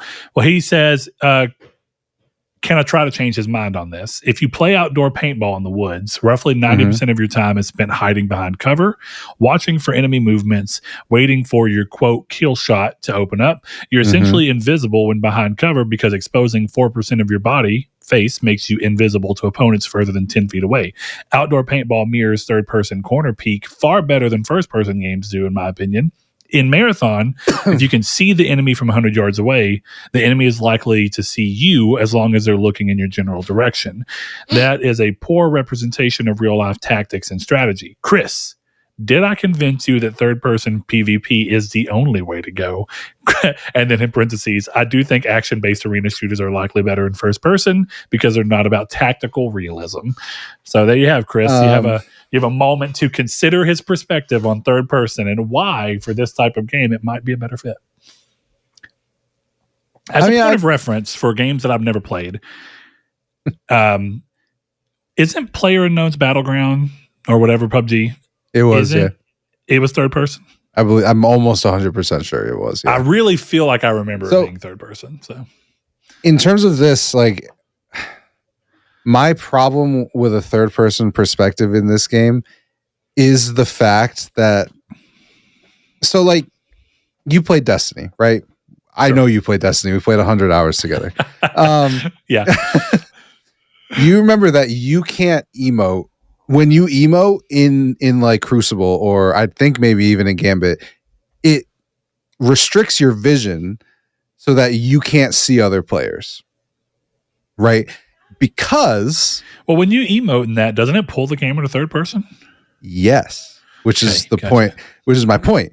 It does that because when you go into third person, you can be behind a wall and angle the camera so that you can see someone who can't see you, and that's what I don't want in a multiplayer game. Not a multiplayer game, because Vigor is third person, and I like Vigor, but like this, I like the idea that if I see you, you probably see me. And in first person, to me, it's more about positioning. Whereas in this, again, we're speaking in hypotheticals because I've never played Arc, and I didn't play Arc in either of you. But what worries me about third person in any of these things is I'm crouched behind a car. I've angled my camera just enough so that I can see you, but because where I'm sitting, you cannot see me. And that's why I'm much more likely to play. I was much more likely to play Marathon than I was to play Arc. I will not be playing Marathon anymore, but so that's a whole separate issue. I think that like what they're saying is not inherently untrue, and I think Vigor is fun, and I do see like what he's saying, but like the point stands that the best example you gave me was real life. And yeah, like in real life, sure, but like in a video game where I'm trying to have fun and ostensibly my character passes away and dies, right? I don't think it's not the most fun you could ever have, knowing that I couldn't see this guy, but he shot me through a window of a broken car that he had an angle on because of the way that the camera works that I could never have had. So that's just kind of where I'm at with it, personally. Yeah, I think it's interesting because there is something kind of odd about hearing that third person represents real life better, which I actually do get what he's saying. Yeah, but inherently there's this thing where it's like, it does feel like one of the things I like about first person so much is that it does feel like a good representation of real life, where you're like, I have a field of vision. Mm-hmm. that I can see, and then as long as I am out of my opponent's field of vision, in real life, that's exactly what it is, right? If I was sneaking around my wife, I have to consider my placement in relation to her field of vision and where she's likely to move. And I say that because I'm a fucking kid at heart, and my daughter and I, whenever we go to shopping in stores and it's something my wife wants to do and I don't really, I don't care for shopping much because I don't need much. And so almost every time we go to a store, my daughter, 3 minutes in, she's like, Dad, let's hide from Mom and spy on her and try and find. So we'll like break off from my wife and like run around and like hide at the end caps and peek around and try to see how long we can go without getting caught. And in a way, in my mind, first person still feels inherently more like what I'm experiencing, right? Like I see the end cap, I lean over, I'm running the risk of being seen unless I'm smart, because like Target, for example, has got end caps that are like shelves and they have pillows and like a little grid. And if I look, I can kind of see in this little space in between where I can focus and see, but my wife can't see me if she just passingly looks over, right? That's just tactical placement. So in a way, I feel like I understand what he's saying, but I also feel like if I shifted a little bit, I can also make the same argument he's making from a first person perspective. I just did. In real life, I can position myself to where I can see, but they can't see me, even when they're very close. But I think one of the things that this is a slight tangent, but it's just what all this kind of made me think of. You started talking about cameras thing, and one of the reasons I've been kind of iffy, as much as I think that going cross-platform with multiplayer games is great for the player base to be larger and therefore help the game thrive more. Playing with once you start introducing these things to where like PC, or say you're playing Fortnite, and maybe this is just hypothetical, I've never played Fortnite. So let's say someone's playing Fortnite on Switch, and they're playing against somebody who's playing on PS5, who's also playing against somebody who's playing on PC. This is a mixed lobby. Let's say that, for instance, to get Fortnite to run well on Switch, they can't have a field of view slider, so you only have a locked field of view, or you have a very limited field of view ability to change. PS5 has a much bigger field of view slider that you can adjust to help that. And then on PC, it goes even further. All right. The problem with each of those is now the person on Switch who's playing has an inherent disadvantage, because if somebody else widens their field of view, the chances of being seen in the peripheral of these people in the first person view is a lot higher, and they don't have that. But then that just extrapolates up for each level. PS5 can see Switch a lot easier, but then PC can see Switch and PS5 a lot easier. And it does feel like it inherently fucks with the balance of the game, because I think that there is this moment where everyone's had a moment in any online game, even prior to crossplay, where you felt like, I don't even understand how I got killed. And I think that that's only gotten worse as crossplay has come around. And a good example is I have a few people who've tried getting back into Call of Duty recently who were really big into it, like PS3 days, 360, and even early PS4 days. And then they're trying to come back into it, and they're like, dude, like, what the fuck's going on? I feel like I don't do well at all. Like, I'm constantly getting killed. And I used to, be top of the leaderboard. Is it, skill that has depleted to some degree? And maybe it's a little bit of that.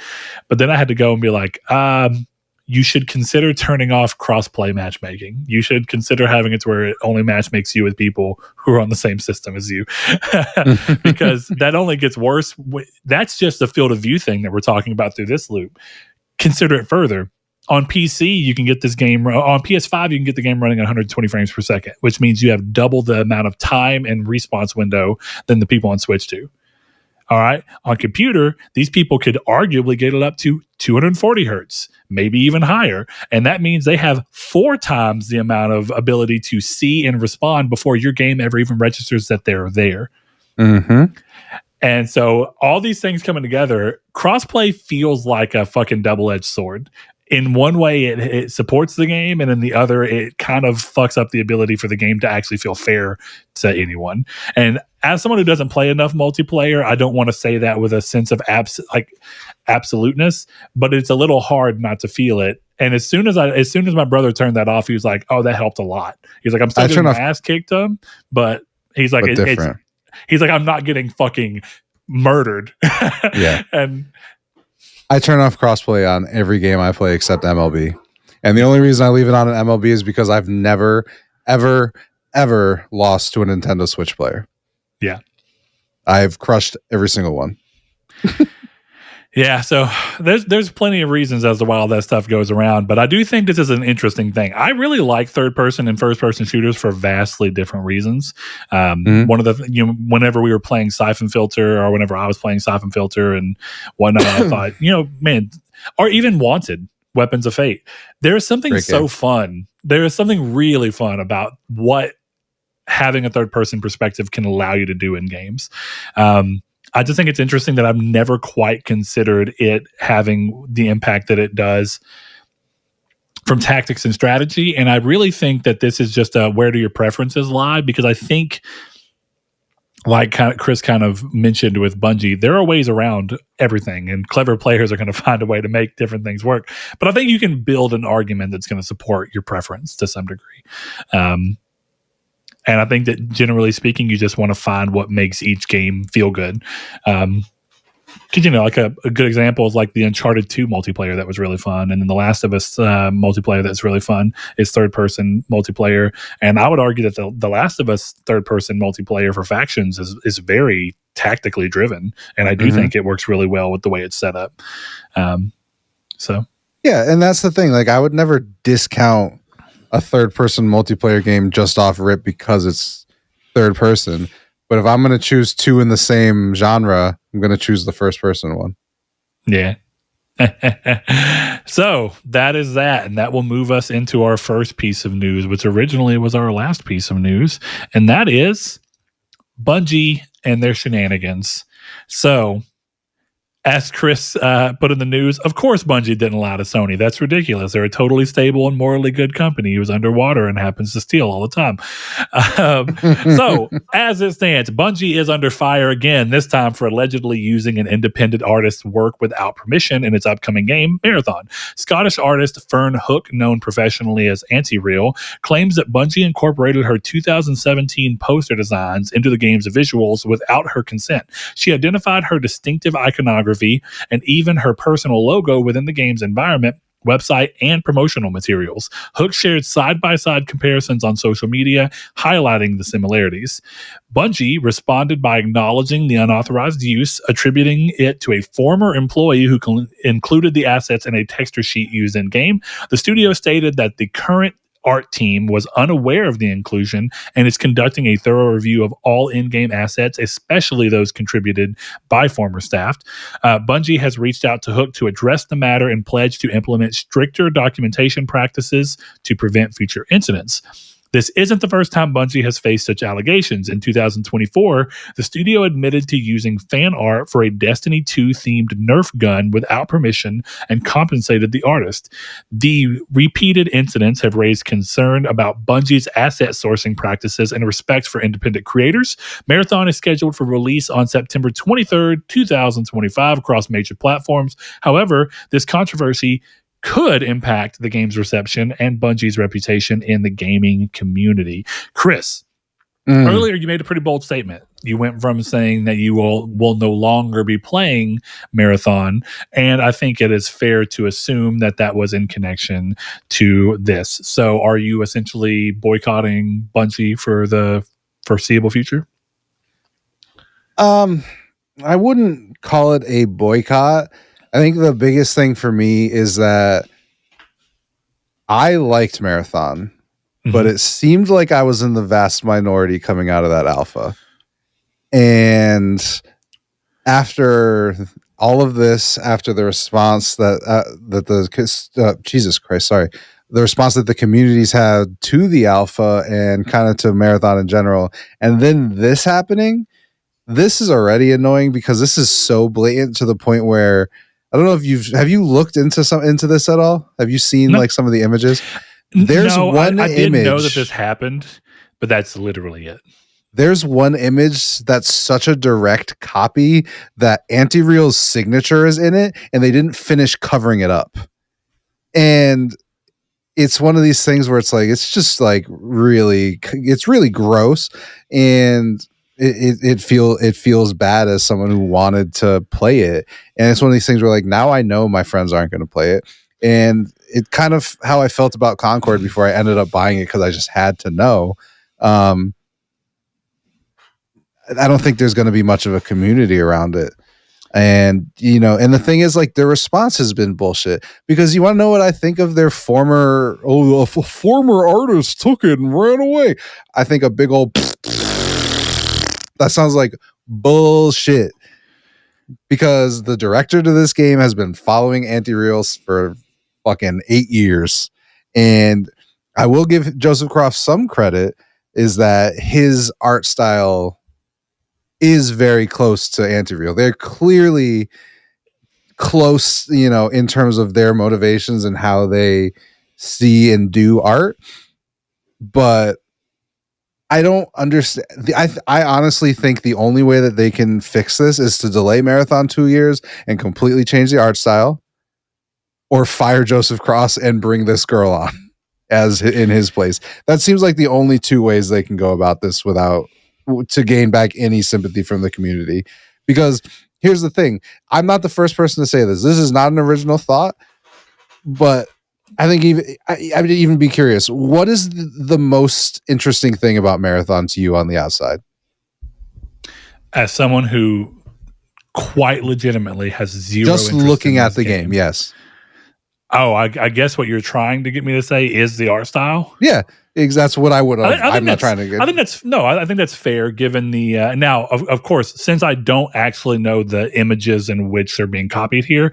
But you've seen the trailer, make a so it doesn't. Statement, but your point stands in that when you look at Marathon, it contrasts heavily with a lot of what's going on in the AAA space.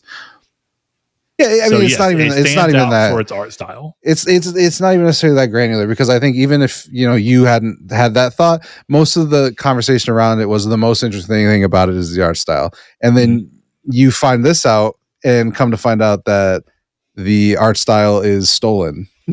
Well, here's what I want to look at. And I really am going to play devil's advocate here, because I don't actually have a care. Don't play devil's advocate. No, straight up don't. There is no devil's advocate here. It's hundreds. There's no devil's. Brett, I'm telling you, as someone who has followed it, there is no devil's advocate. It's hundreds of images. It's to the point where she hid a meme in her art, and the meme is in Marathon because her art is in the game. It's not. I am not saying that that's wrong. I guess what I'm saying is I'm playing devil's advocate at a much larger scale, which is that I'm not saying you're wrong. I am not saying that this guy didn't follow her, but also I think you've said a few things that feel like an example of why things like this go on. So I guess really all I'm wanting to get at is, I'm not saying people should play Marathon. I'm not saying people will play Marathon or won't. I don't know, nor do I particularly care. I've never been a particularly large Bungie fan like a lot of people have. I think Halo is a good series, but at this point, more Halo games have been made not including Bungie than have been made with Bungie, or at least they're equal. So at some point, you have to separate Bungie from Halo to begin with. So with all that in mind, what I'm kind of getting at is one of the roughest things about AAA game development is that you have hundreds of people and a really difficult time actually wrangling in and understanding when someone does something like this. And a good example of something that's, I think, a microcosm of this, but also I think it's pretty similar. Do you remember the Philip Mewson, or whatever the guy's name was, situation from IGN where he was plagiarizing people's work? IGN was unable to recognize that he was doing so. And the reason being is that he is one employee in hundreds of employees, thousands, honestly, if we're really thinking about it. And it's really hard to own that in. Instead, it gets spotted. Now, there is the extra layer, like you said. Bungie this is not the first time they have been caught doing this, which is emblematic. Yeah, that's emblematic of a continual problem. But I guess what I'm really trying to do here is not defend Bungie so much as terms of what really happened with them, but to defend the position that I do think it's reasonable that in the games industry, one person can do a lot of damage that no one else knows, and it can have a big ripple effect across other people who just are working off of this without knowing that this is happening. And I think it sucks, but it's also the reality of having hundreds of people working on a project.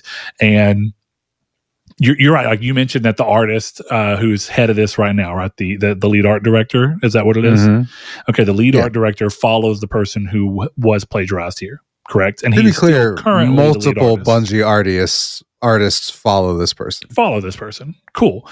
And what do you think the chances are that one person actually did steal art and start to go off of that, and then the rest of the art was just heavily inspired by it, and then it's harder to notice the art that is plagiarized when the whole look of the game is built around a similar art style to the art style that was plagiarized specifically, or even this way, it's not even plagiarized, outright stolen. Because whenever it's literally a meme in there, that's not even plagiarizing. Plagiarizing means that you essentially copied it, but you changed 2 or 3 words to make it look a little different, which does happen. But copy my homework. But if a meme that she put in her art made its way into the game, that was literally just stolen assets. That's not plagiarism. Mm-hmm. That is just stolen valor. So I get you there, and I think it's worse there. But I think it's reasonable enough to say that for anybody who looks at any game that might fall under this kind of thing, go, this is inexcusable. I don't think that's what it is, naturally speaking. It probably is, given the bit that I do know, inexcusable here. It probably is indicative of a pattern. This is probably something Bungie's going to have to eat a lot more crow on in order to be able to flip this around. But I'm really just defending the fact that this can happen with productions of this scale, and that it has a big impact on people who did not mean poorly. Like, they did not mean bad. They were just following what was happening elsewhere, and suddenly everybody's eating shit sandwich when one person actually did do the thing. Ooh. So it's rough. I feel for the people at Bungie who know that they didn't plagiarize, for having to be lumped together with the people that did choose to plagiarize, whether it was one or many.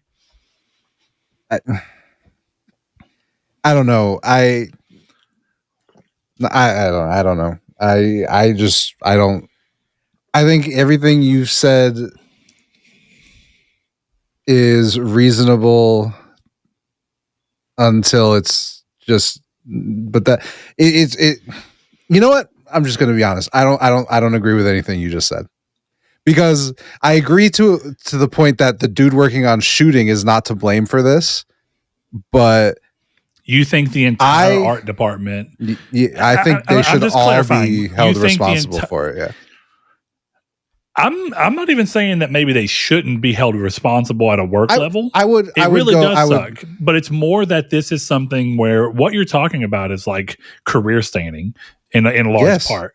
And what I'm saying is that someone who was just working in a similar art style, because that's what artists for games do, they follow an art style set by somebody, and then you work around that. So your art, you have a little bit of your flair that makes your way into it, because it's still you as an artist working toward it. But since games are 3D as well, a lot of your art gets transitioned into textures that are applied to a model that is always on point, right? So that it's harder for those things to work around because it's being wrapped. I guess what I'm really saying is, I think it's crazy to say that every single person is responsible for the mistakes of a few. But it's just it's really difficult to separate the wheat from the chaff here. Then I'll make my position more clear. Bungie should investigate, put out the names of the people involved, and they should be blackballed from every creative industry out there. How's that? Sure. I have zero qualms with that. But quite frankly, I guess my thing is like, actions. I mean, I'm being real talk. I know that people are like blackballed for mistakes. I mean, I get it too, but this is a mistake. That's what's happening. Well, I know, but all bad decisions are ultimately mistakes, and I don't mean mistakes in like I didn't mean to do it, but you can look back on it and go, in hindsight, I wouldn't have chosen to do that. I guess that's the kind of mistake I mean. But I guess I blackballed, fine, whatever. But I'm aggressive to a degree. Happen. But here's the thing, like, and to be clear, I'm not talking down to you when I say this like this, but it's just true, right? I've managed restaurants, sure, and I've been a manager for years, right? And the thing here, right, is that let's say in every pot of chili, someone's spitting in it. Mm-hmm. That person gets fired, and so do I. Now, again, I'm not saying I disagree with that. Maybe the art director should be fired because it ultimately happened under his thing, and he didn't. I get it. He's still the head of what it is. I guess what I'm saying is, what about the rest of the artists who are just following the example set by the art director who's saying what to go off of? Okay, at what point do you have to look at the people there and go, not one of you noticed hundreds of images? Hundreds is maybe aggressive, but let's go with dozens of images are straight up stolen to the point where it's the same text, it's the same textures, it's the same designs, it's your main theme is the same, the music sounds the same as hers, all of the, like, this is it's to the point where if I'm Sony, I don't trust anybody, because a lot of you guys follow her, and if you know, me just as a writer, right, I'm looking at someone like Joe Abercrombie and like I want to emulate that, but I can't copy that, right? So I know Joe Abercrombie's work very well. So if you're an artist working on Marathon with this art style, you know Anti-Real. You do, because she's being presented on mood boards. I'm also not saying that every single person there is going to be able to immediately recognize something just because it looks similar. And again, while we're here and we're looking at this, I actually have something up right now. Esports Insider, a Bungie Marathon controversy. It's got a bunch of pictures showing a bunch of things. Some things are a lot more noticeable and a lot more obvious. Other things are just simple shapes being pointed at as plagiarism, like two arrows facing up into each other, which I've seen in Helldivers and a lot of other games. And so I guess what I'm saying is, again, if you look at the things that have like this Aleph thing on it that clearly are pulling from, these are small aspects of the larger thing that are harder for people to notice and pull through. And then some of these other things, I think that there may be potentially even a reach as to whether they're plagiarism or not. And this is one of those very specific things where I'm a big example. This weekend, me and my wife were talking about how a lot of the times music use the same notes, and that there are times where people have got insane lawsuits over saying that a song is essentially plagiarized. And one of the most famous examples I can think of is the Sam Smith song. I think it's called Stay With Me or whatever. And Tom Petty sued him, saying that it was the chords for Free Falling, if I'm not mistaken. And I have to bend over backwards and pull my ears in 3 different ways and then have somebody completely slow singing 2 notes, like a 3-second segment of Free Falling, to even kind of sort of potentially hear it and that song from Sam Smith. And yet that was considered plagiarism. And I think that's fucking ridiculous. And I think that's stifling art. And I don't think any normal person would listen to that and go, that's free falling. And then there are much stronger examples of not even plagiarism. There's much stronger examples of songs being released very close to each other that there's no way that other people had, and they just sound similar. They use the same chord structure. They use the same notes, and you can overlay them and mix and do like a crossover on them where you pull the lyrics from one or the vocals from one into the other and pitch shift them and slightly slower speed them up, and you're like, wow, look how close they go over each other. That is just part of the artistic process. And so some of this, like seeing 2 arrow shapes nestled together, that looks like any futuristic game's military iconography. And so that feels like a reach for the rest of this. But then there are ones where you look in here, it's like, okay, this is far more obvious, but it doesn't mean every single person in that group was looking at her work to that degree. You know, there's people that I know and I follow that I can't tell you every single chord progression, and I may accidentally put a chord progression that's the same notes. Oops. Yeah, I mean, even in the example you're giving, it's like, yes, the arrows are arrows, but then the 22 in the corner is the same 22 as hers. Like, that's the problem. It's not just like, the art style of hers and Marathon is basic shapes. Like no one's arguing that. It's simplified. It's almost like Echochrome. It's an old game where it's like it's simplified geometry, smooth over. The faces don't have detail. It's a cool look, by the way. Like it's one of those things. It's one of those things where you look at her stuff and you go, nothing is inherently. You can't inherently say, "Oh, they copied me because they wrote Aleph," but it's Aleph in the exact same way with the exact same text underneath. Or I think Aleph and like you said, same design, same bar with like little barcode style stuff underneath it. I think that's clear. I mean, what does Aleph even mean? If it doesn't mean anything and it's just like a company name, I think it's, again, you look at it and it's much more obvious that when you were presented with the two, like, no, this is outright plagiarism. This is taking someone's style and running with it. But, then there's less obvious examples. Like the one that you're mentioning, at least with what I'm seeing, there's a 27 in the top left corner. That 27 is not reflected in the thing that, at least in the image that I'm seeing, is squared off. So I've seen this exact form of shapes since I don't see that 27 anywhere. Maybe it's hidden under something over here, but I've seen that exact thing, like I said, in Helldivers. And I'm really not trying to get into the weeds about this. I was just using it as an example of sometimes there is real smoke here. And then to add into it, people keep trying to find fuel for things that are a lot more innocuous and are kind of ridiculous to try and lump into it. Why try to focus on arrows that are together when there's much more obvious examples of plagiarism that are a lot less easy to just go, but those are just shapes that people commonly put together in that way. I don't know anybody who's ever said Aleph and then gave it this specific design with a line going across and this little text underneath it. The biggest thing, even with that example, is like, it's two arrows, but it's the exact same two arrows. But again, we're not going to get into the weeds. I think there's a point of, I just think that there needs to be there needs to be a make good, and someone has to I'll actually be responsible for it. I think an interesting move would be like if we're looking at how do you fix this as a company to try and save face and work on not completely tarnishing your reputation, definitely back to back like this. I think a good move actually would be to basically fire or ask the art director to step down and say, like, as a token of good faith, we want to ask her to come in and be the artist, that style we were using, have her come in and be the lead director, because clearly she has the eye for the style that we were already going for, and she can be more adequately compensated for the style that she has pioneered in some ways, or at least has a following for. I think that's a cool way to do it.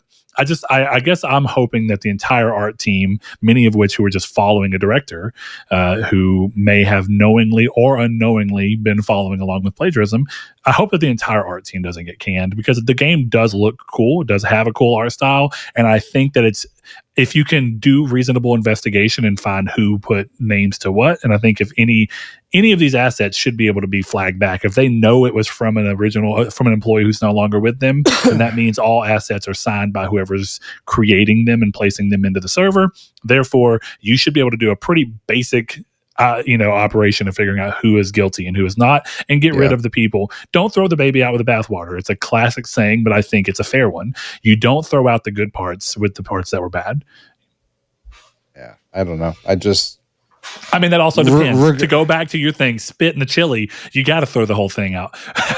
But those are two different things.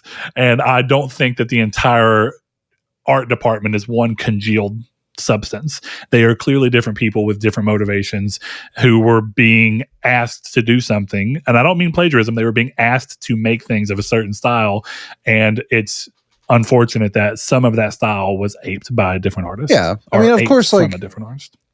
Of course, like what I said, I was like, it's clearly over aggressive, but I do think that there needs to be a widespread consequence. And if you want to end that with Joseph Cross is fired, fine, move on. Cool. But without, you hate calling for people's jobs, but in this instance, like, I don't understand how he wasn't immediately gone. Oh, Joseph, I don't understand what. Yeah. Again, I think that any corporation should reasonably just go through the process of, he should have been like, hey, your absence, paid absence, leave. You can't further impact the game until we can figure out how likely you were to be in this, and then likely end up firing him anyway. But of course, there should be procedures and process, but I would not be surprised if there's a big comeuppance somewhere here, because there is a thing where it's like someone, and I'm sure Sony's coming down on them like, listen, you're a big investment for us. We don't need the Bungie name to be soiled in this capacity. Well, it's funny. I was reading, someone was talking about a theory about this, and they were saying that at this point, they don't think Sony will let them delay the game, because if the game is successful, great, we're happy. If the game fails, they cancel it, write it off, close Bungie before, I believe it's May next year, and none of those people get bonuses for their options don't vest. That's the way it was. So it's a win-win for Sony to a degree. They obviously are out 3-point-something billion, but it's like, you guys fucked us. Well, now you're fucked. Studios closed. You get nothing. Yeah, it's an unfortunate thing when we see studios kind of lose their luster, if that is indeed what's actually happening in Bungie. But this is not a good look, and the fact that they kind of continue to be in the mud is super unfortunate. It's crazy. I have 2 points. 1 point and then one question. It always made me laugh during like the Activision and all this kind of stuff when like there was that fervor of who we're going to buy, who's going to get bought. And everyone on this who listens to this podcast know, like, I'm a big Last Stand Media fan. I'm a Colin Moriarty guy. And the one take I always hated from his is Sony shouldn't buy anyone who they have not had previous relationships with. And and I'm not even going to call that original thought. That was my thought as well. That goes so against their process. Yeah, and it is so fucking insane how right he was, because in that moment I'm sitting there like, no, fuck that, buy Capcom. I want to see it more than I care what the consequences are, right? And then you see this, and then something we'll talk about later with Haven and Firewalk, and you're like, yeah, what the fuck are they doing? Which will lead me into my question. We've talked about this before, and give me your gut check. Jim Ryan, retired or fired? Yeah, I really am curious. I think it's really hard to tell, but just so everyone knows, when Chris says fired, he means pushed into retirement. Retirement away from his own choice. Basically like, you'll work here until this date. If you want to retire, that's your business. Like, we're basically giving you a certain amount of time for us to find someone else and for you to make your decision as to whether you want to retire. Yeah. I can't say with absolute certainty. And I think that there's none of us can. I think if there is, I think if there's anything to say is that Jim Ryan is probably one of the most rocky people, because time, I think, has shown that some of the decisions that came from under him were great and others were really bad. And so you kind of have this mixed bag, because in a way you saw PlayStation be really successful under him at a time where Xbox floundered, and you saw PlayStation continue to thrive and do well. But then you also have to go, how much of those decisions were holdovers from other people's time before him, and how much are we seeing now that are holdovers from when Jim was involved? And it's super difficult to actually say, and it's also difficult to know whose exact decision was what. Some of these decisions may have been more on Herman or Shu in various times that we're finally seeing these things happen. But then we go back to your spit in the chili metaphor. Again, he is responsible for the underlings under him. But it is interesting that he retired and or was pushed to retire, but no one else that we can tell was. So it makes you think that maybe it was him pushing these decisions down on other people, if that is the case. I wish I had a better answer, but I'll at least say this. It's seeming more and more likely that there's a chance that he was basically asked to retire nicely. Yeah. Yeah, I mean, this is an unprecedented string of failures. I think fucking Don Matrick did a better job than Jim. I don't want to call this devil's advocate, but I want to say that this is more of a context. A lot of game companies in the COVID boom, where a lot of money was coming down and a lot of investments were being made, a lot of companies did the same shit. So Sony's not alone It's just interesting that other gaming companies have done this before the boom of money to some degree and had bad failures, and Sony had more traditionally not. Even Sony's original, like Sony's closed plenty of people. They closed Liverpool. They closed I can't even remember what they were called right now. Gorilla Cambridge, who before that were the studio that made Medieval. I can't think of what it is right now. But they closed big studios. They closed the SOCOM developer, Zipper Interactive. So you keep going through all those things. And all that's to say, Sony had failures before, but at least every one of those studios were studios that they'd worked with and then bought. It has been really interesting to see them invest in studios that they haven't worked with and still fail and flounder. So, yeah, I think beyond the studios, Bluepoint was making a live service God of War game. Who was the other one that was doing a live service game that got canceled? Bend. Mm-hmm. Bend was doing a live service game. I have to repeat it. Bluepoint, the remake studio, was doing a live action God of War game instead of anything else.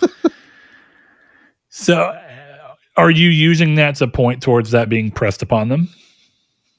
No, I don't think it. I actually think it was confirmed that it wasn't pressed upon them. Yeah, I think what Shu said makes the most sense. You were motivated to choose it because you're more likely to get a project approved because of the funding of money that was specifically going towards live service titles. So, yeah, it's a weird position to be in, and I wonder if any of this would have happened without, of course, Activision Blizzard. I know that that's a big thing, is that it felt a pressure for acquisitions while you still had the opportunity to do so in case your competition came in and bought too much. But I wonder how much COVID compounded all this to where there was a lot more money and a lot more willingness to take risk. Even if you're kind of regretting it now, you had enough money coming in to kind of make this workable. And, you know, I think it look like if COVID didn't strike in 2020? Well, I mean, a lot of things would be different, but I think that this specifically, I don't even know that it has anything to do with COVID as much as it has to do with Fortnite. And they saw Fortnite and they're like, we want our Fortnite. And instead of using an outside source or go talk to Arc Raiders before it even starts and buy that, right? Not specifically Arc Raiders, but that kind of move, instead of we're buying Bungie so that they can head live service for us, and we're making Bluepoint do this, and we're opening up Firewalk to do a multiplayer shooter, and we're hiring the woman known for Assassin's Creed and Watch Dogs to do a live service game, you know. And those are just mistakes to the point where, as much as I love the PS5 and as much as I am a Sony guy or a PlayStation guy, I don't give a shit about TVs. But as much as I am a PlayStation guy, the biggest thing that the PS5 is going to be remembered for, in my opinion, is PS4 games and the complete mismanaging of studios. Like how are you? It's a broken record, but how is Bluepoint doing anything but making remakes? How is there no Legend of Dragoon remake, or God forbid Bloodborne 2, or God forbid a Bloodborne remake, or that rumored God of War stuff? This stuff doesn't make the money of Fortnite, but there'd be exclusive games on the console. I'm not one of these there's no PS5 games, because I'm playing PS5 games every day. They just happen to come from Microsoft. But you get the point I'm making. You know, there's no, Naughty Dog. The only thing Naughty Dog is going to put on the PS5 is PS4 games. The only thing Ben's put on the PS5 is a PS4 game. Bluepoint has the only thing Bluepoint put on the PS5 is a PS3 game. Like, these studios have not done almost anything original, and we're getting Ghost of Yotei this year. That's awesome. You know, Insomniac has really carried the torch.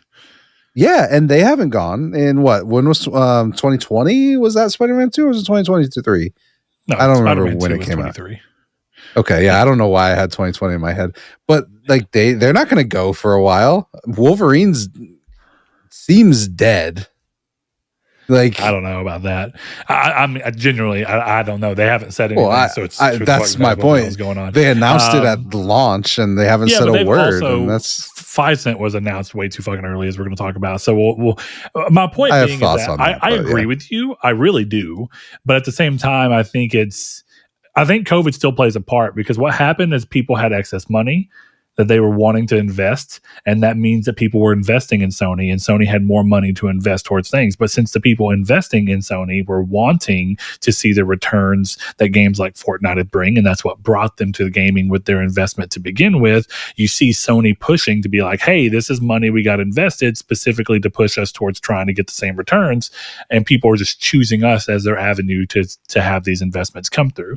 And so everybody's getting a lot of money coming in. People are also getting money because of loans, and I'm sure that when you're looking at certain loans that you can do, you can go and say, listen, I want a loan for this many $1 million so I can make Fortnite money. And a bank would be like, oh, fuck, you want to make Fortnite money? Fortnite money is good money. We want to make some of that too, so we'll give you the loan. So all my point being is that clearly the fact that everything in gaming was trying to push towards that just showed that all that new money and new investment for people who had traditionally not been in games were people who are wanting their entire interest in investing in games to begin with stemmed from the fact that games like Fortnite and Apex and PUBG were becoming rather cheap games to make that were monstrously big, income earners. Yeah, of course. So of course. It's rough, but I agree. I mean, there is a part of me that wishes that they had really tried to find that balance a little bit more. And it's weird with a studio like Bluepoint, because in a way, the only way you can get that is to force Bluepoint into not doing what they say they want to do, which was them pitching a live service game. So you'd have to go, no, Bluepoint, you're the remake studio. How about you pitch us any remake you want? Yeah. And that's the problem. In a way, you're still not being Sony, but you're not being Sony, or you're not being PlayStation, because PlayStation's motto for a long time was, we let the developers choose what they want to do and we support them within reason. And in that way, you'd be looking like Sony from the outside, but you wouldn't be acting like PlayStation from the inside if you were forcing developers to do certain things. So it's a rough situation to be in. But I think we can just quick before you go. We don't have to talk about this very long because there's not much to say. But since we're on the Bungie news, I didn't put it in the news. I forgot. But Sony announced that Team LFG, which is that Bungie spinoff. There's nothing to say. They're making gummy bears. We already know everything. It's a frog type game. Do you know what that means? No. I don't know what that means either. They were talking about it on Sacred Symbols, and they're like, the only reference we can find is a meme in the Bungie forums. So I don't know what that means, but they're looking at MOBAs and shooters. So this is probably going to be something that hopefully it's good, but frog type. Like from what I understand, it's a meme in the Bungie community, but yeah. My assumption is like Leapfrog, where like the basis of the game is you basically like working off the actions of the person ahead of you. But what the fuck does that mean? You know, that would be I think genuinely a Leapfrog live service game would be fucking sick. Like, I'm not even saying it as a joke. I would play that. Reminds me of like climb up or whatever, those kind of games. Yeah. I mean, each person controls a body part. It's part of what I like so much about indie games is that people can still say, I'm going to invest my own money, or find somebody who's willing to small invest in me to still make these weird games and try them out. It just sucks that you see a lot less of that experimentation on the AAA side. But yeah, let's go ahead and move into the next piece of information. So the first one is Cyberpunk 2 information. So in a recent revelation at Digital Dragons 2025, Mike Pondsmith, the creator of the Cyberpunk universe, shared intriguing details about the upcoming sequel of Cyberpunk 2077, currently known as Project Orion. Pondsmith disclosed that the sequel will not only revisit the infamous Night City, but will also introduce players to a second, unnamed city.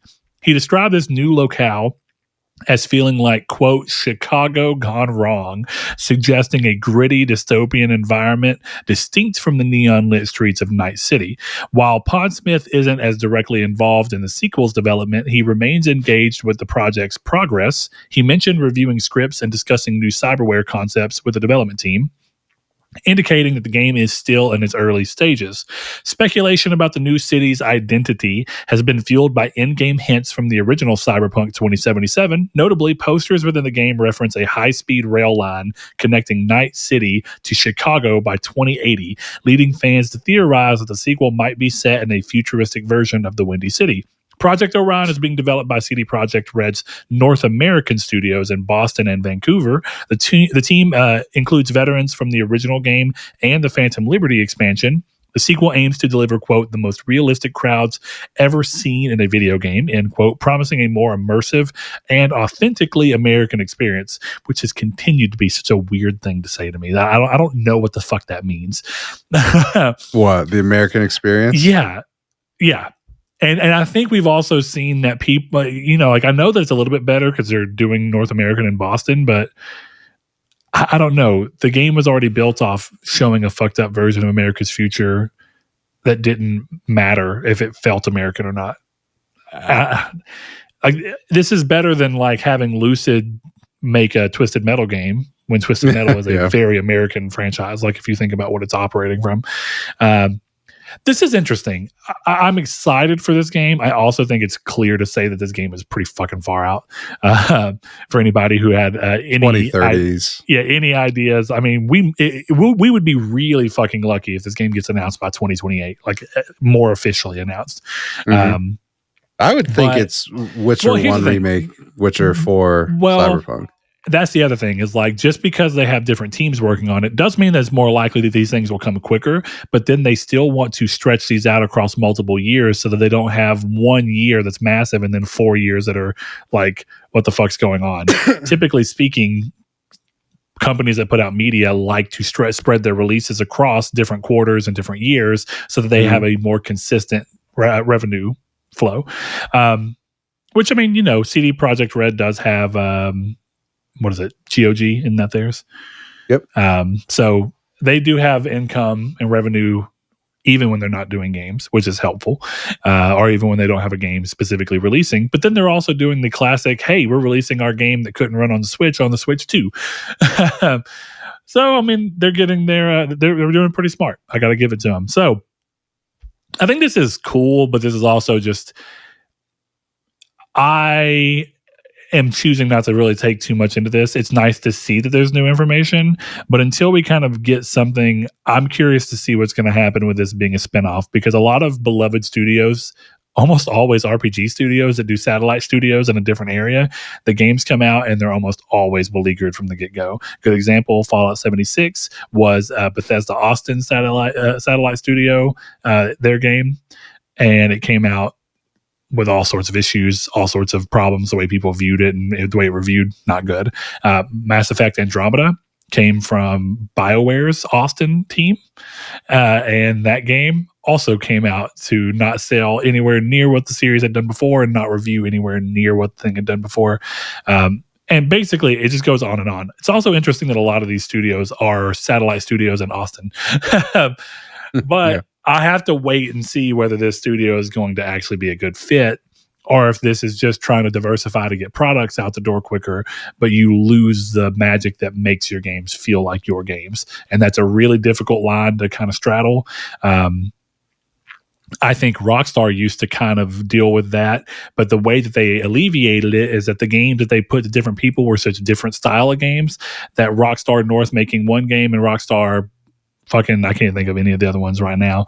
Rockstar Leeds can all make different games, and it doesn't really matter because Midnight Club is pretty distinct from Grand Theft Auto. But the reality of open world RPG is that The Witcher and Cyberpunk have more in common than Grand Theft Auto and Midnight Club. Mm-hmm. Or Bully, even, So you kind of move around the way that these things are. LA Noire, it's like another good example of just kind of Rockstar's, which I know that was technically Team Bondi, but Rockstar was they published behind it. So, with all that in mind, this is cool, but man, it sucks to see that this is so far away because that's kind of how it goes. You have any thoughts on this that you need to say before we move on? No, not really. I'm excited. I love Cyberpunk 2077.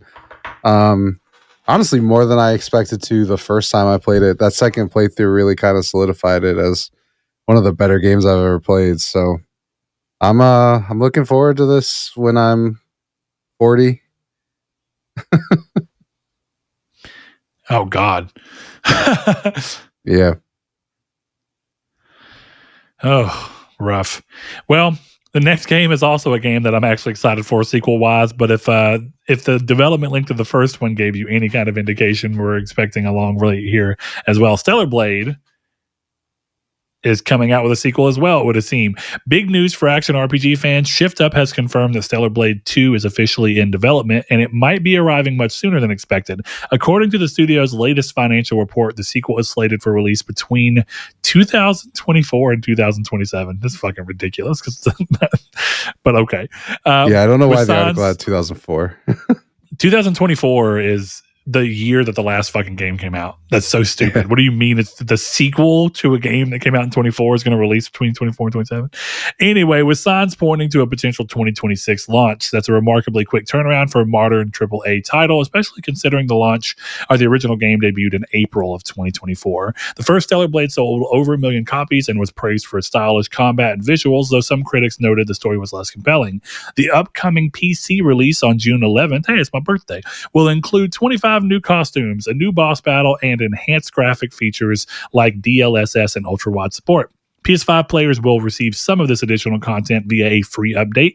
Shift Up is also working on another project codenamed Project Witches, described as an urban sci-fi action RPG targeting a 2027 release.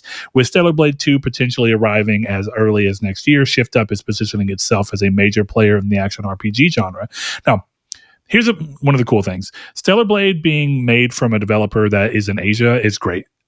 Mm-hmm. So far, Asia has had a much better turnaround time on games than American studios or North American studios, or really Western studios in general have had. Stellar Blade is not a massive game. It uses hub worlds, or hub areas, which is a really smart design standpoint. And if they're giving more of that and not worrying about blowing it up too much, but rather focusing on giving a story that's a little bit more compelling, which I do agree with, I can actually see this game releasing by 2027. Part of the reason I say that is, do you remember, and I might be wrong, please correct me if I'm wrong, but part of the reason that this game ended up getting PlayStation exclusivity to begin with, for the period that it has enjoyed it so far, is because one of the earthquakes that happened in the Asian areas, I think, destroyed the computers and slowed down the dev team for Stellar Blade. And Sony came in and gave them new dev kits and basically somewhat helped with supporting the development to get them back up to speed in, basically as a, hey, we'll do that for you if you'll give us the game as a temporary exclusive. So if I'm correct in that, I think maybe there is something to be said that Shift Up are actually a fairly efficient developer. And when not faced with something like that, if nothing happens in between that time period, we might see the game by 2027. But I think 2027 is... Look, I would fucking love for it to be 2026. If we can get back to sequels coming out 2 years after the first game, that would blow my mind. I love that. I wish games were able to be iterative like that. And I contend to this day that God of War Ragnarok as a 2-year sequel as opposed to a 4-year sequel is a much more compelling game. I think Horizon Forbidden West is a much more compelling 2-year sequel than it is a 5-year sequel. I know that I'm not necessarily, not everyone agrees with me on that. And I'm not saying they're bad games, but I think that when you have 4 to 5 years to look at a game and there are 4 or 5 years of releases, your game can get stagnated pretty quick when you don't do enough to change it. So I hope Stellar Blade doesn't try and reinvent the wheel. I hope that they stick to their thing and just try and iterate and improve and make a game and have it out by 2026. That'd be fucking sick. Yeah. It would be nice to see it's Jesus. It would be Chris. Oh shit. No, it would be nice to see. Clip that, chat. You sound like fucking Carl from Jimmy Neutron for a second. Nice to see. Oh, Jimmy's mom. I like llamas. Oh man. What's funny is I can actually do a much better Carl than that. But, does impressions, doesn't finish them, doesn't do his best ones. That's why we call him Silly Impression Guy. He does silly impressions and funny voices. He's a lovely guy, great guy. What a house. Great house. Yeah, I mean, it would be great to have sequels come out faster. Not to go back to the Rockstar well, but realizing that quibble all you want, but realizing that 3 of the greatest open world games of all time came out in 2 years is fucking insane. Now, you really think about the start of development of Grand Theft Auto 3 to the, to release of San Andreas, even if you want to look at that and say 4 years, that's fucking insane. Well, but it's because it was 2001, 2002, 2004. That's 3 years. Oh, I know, but I'm saying even if you want to include an extra year, even 2 for the starting of Grand Theft Auto 3, because you think about it, Grand Theft Auto 3, if you just go from release to release of the other, that doesn't account for the development time of Grand Theft Auto 3. So let's throw an extra year or 2 in there for that, and you're still talking about 3 open world games that are super influential coming out in a 5-year window. You fucking wish. And if I'm not even mistaken, from the same studio, like from the same team. It wasn't even whenever they got to this point where Grand Theft Auto 6 is being made from a different primary team than Grand Theft Auto 5 was, and Red Dead was being made by a different team than Grand Theft Auto 5 was headed by. My point being is that now the games are getting so big and take so long that they have to diversify. Even though all the Rockstar teams work on it by the end, there's different lead developers. Like the head team changes. And it's crazy to look at a game and say, and I want to double check myself on that. So Grand Theft Auto 3. All right, so let's find out what we're looking at here. Grand Theft Auto 3 was made by Rockstar North. All right, and I should be able to go to Vice City. I think that they are as well, but I want to double check that. Yep, Rockstar North for Vice City. And if I'm not mistaken, North makes Grand Theft Auto, and San Diego makes Red Dead. So 3 Vice City, 5, or I'm sorry, 3 Vice City, San Andreas, 4 and 5 are all Rockstar North, and then Rockstar RDR 1 and then RDR 2 are Rockstar San Diego, if I'm not mistaken. Yeah, it looks like you're right so far. Grove Street Games in there for the remakes, but for sure. So let's look. And is Grand Theft Auto? No, Grand Theft Auto 6. It doesn't even give the developer is just Rockstar Games. Oh yeah, I mean, at this point, we're not even going to bother.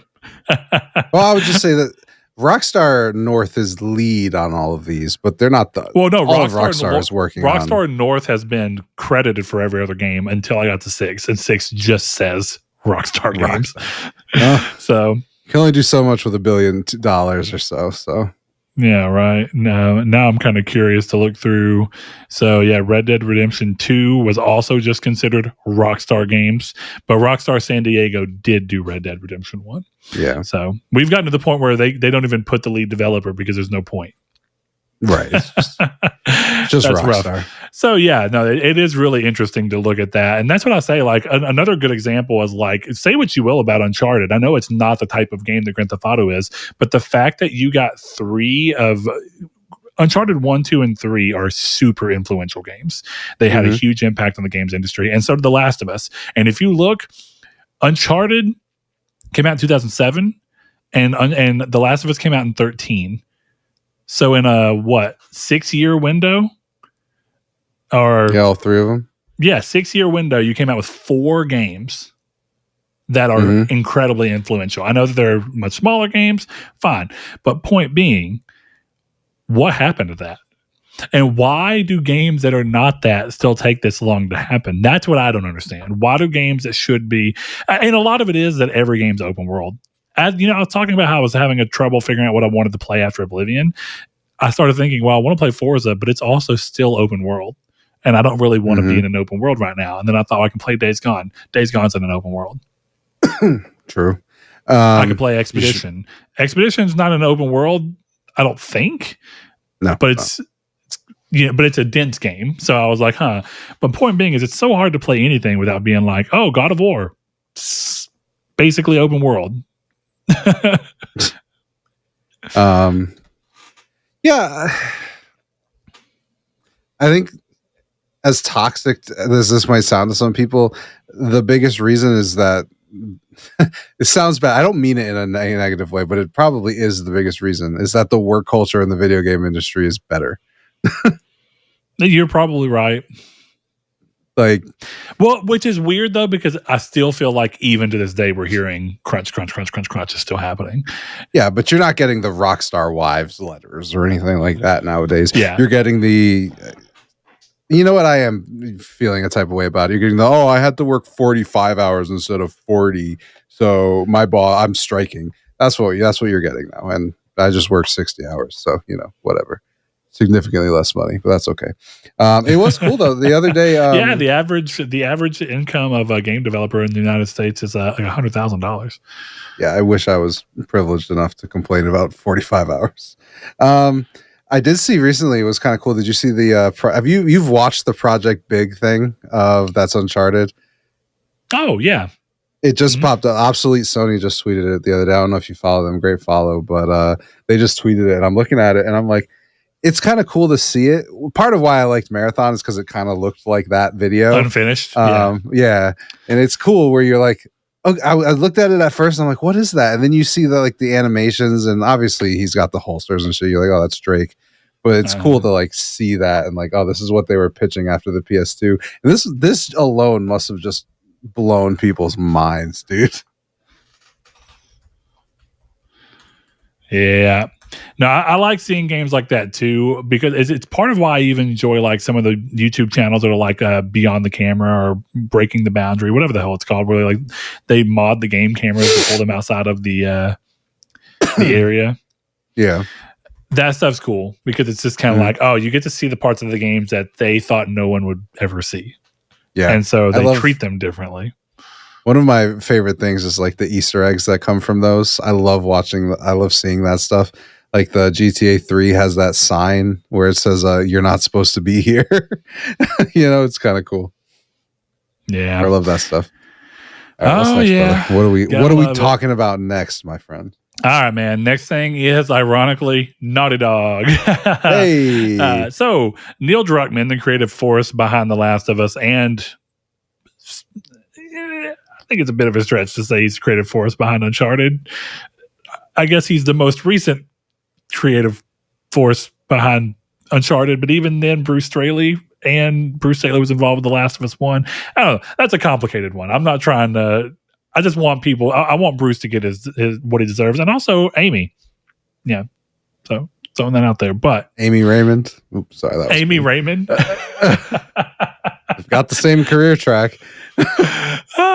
Here lately, yeah, you're not wrong. That kind of actually sucks, but we'll see because at least her game we've seen multiple times. Yeah, with 19 Marvel. It's the Black Panther Captain America game, right? Yeah. It looks good at the very least. Dude, it looks like in terms of strictly, it's a lot like Grand Theft Auto 6. Strictly graphics. I don't even know if I'm interested in what the game is bringing, but it looks fucking crazy. So yeah, that's one cool. You have to at least launch and look at. It's like you just want to ogle at it with no YouTube compression on a 4K TV and just be like, holy shit, people make this happen. We're gonna do a live stream from your house so I can play it on your TV. There you go. Yeah, and I've got the Pro, so we'll have it maxed out. We'll be good. It'll be perfect. Anyway, he has revealed that he is producing a second unannounced game at Naughty Dog in addition to leading the studio's upcoming sci-fi title, Intergalactic: The Heretic Prophet. I still don't really love that name. In a recent interview, Druckmann shared that he's taking on a more hands-off role in this new project, mentoring and providing feedback to the development team. While details are scarce, speculation is rife about what this new game could be. Given Naughty Dog's history, possibilities include a revival of classic franchises like Crash Bandicoot. No, they don't own the rights to that. Jak and Daxter. They do own the rights to that, or even a new installment in the Uncharted series, potentially focusing on Cassie, the daughter of Nathan Drake. However, no official confirmation has been made, and it's possible that plans could change before a formal announcement. The development comes after the cancellation of The Last of Us multiplayer project in 2023, which was shelved to focus resources on single-player experiences. Druckmann's dual involvement in both Intergalactic and this mysterious new title suggests a strategic shift at Naughty Dog, aiming to diversify its portfolio while maintaining its reputation for high-quality storytelling. Chris, I think that this is actually indicative of them trying to get back to what they look like when they were creating The Last of Us. I think that they realized that since The Last of Us was being created alongside Uncharted 3, and then Uncharted 4 was kind of this thing where everything happened with Amy. We'll probably never know unless she's just 20 years from now and the statute of limitations is up, so she can say what the fuck she wants to. I would actually love to hear that. But when you look at that, I think that this is them kind of trying to go back to we can have a second studio or a second team within the studio. And clearly they have had a second team within the studio working on The Last of Us multiplayer that got canceled. And so I think it only makes sense to kind of go, we still have this group of people who are not dedicated to making our next game necessarily, that we could put towards a different project. And I think this is a great idea because I think that what Insomniac has proved is that the only way as a big studio to keep a decent release schedule is to have multiple teams and let them work on things so that every year to 2 years you have something to release. And in today's day and age, having a Naughty Dog game come out every 2 years again, but not made by the same team, is a great way to give your workers some extra time to get things done, but still allow you to have a decent work schedule flow. And since it seems a lot less likely that they'll be wasting some of this energy towards a type of game that they don't feel like they can support by the way of Last of Us multiplayer, that there seems like a lot less of a chance that this is going to be a game that's going to get canceled after a lot of investment and both money and time. So yeah, what do you think about that? Do you think this is just... Do you remember Sony doing that big investment to make all of their studios go to a new space with enough room to expand to a second team? Mm-hmm. Yeah, they were investing in their own studios. Anything come from that? No. I mean, again, it depends on what you mean, right? Like... We've not seen a product. We've not seen a product. We've not seen a game release from any of these expanding to a second team studios. True. That's fair.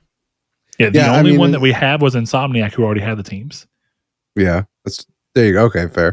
Because that's what I was going to say. It's like they expanded and put out Spider-Man, like, or something else. Like, but they had three teams when they got bought directly. Yeah. Oh no. I mean, I think for me, what I don't understand is like we're in an MMA. At least we were. We're not as much anymore. But why there's no like, there's not 5 teams at Naughty Dog, and it doesn't need like there's an argument for studio prestige and making sure that each game that's put out is up to the same quality bar. But like, I do wonder why, like, oh, we're gonna buy a studio to do this and studio to do that instead of just let's just hire 50 people, put them at Naughty Dog, and they can make a The Last of Us kart racer. You know what I mean? Or something along those lines, where it's less of a, we don't need to acquire, or we don't even need to start new studios, but let's, let it, say what you will about Druckmann. I like him, but like, let Neil Druckmann, well. A lot of people don't.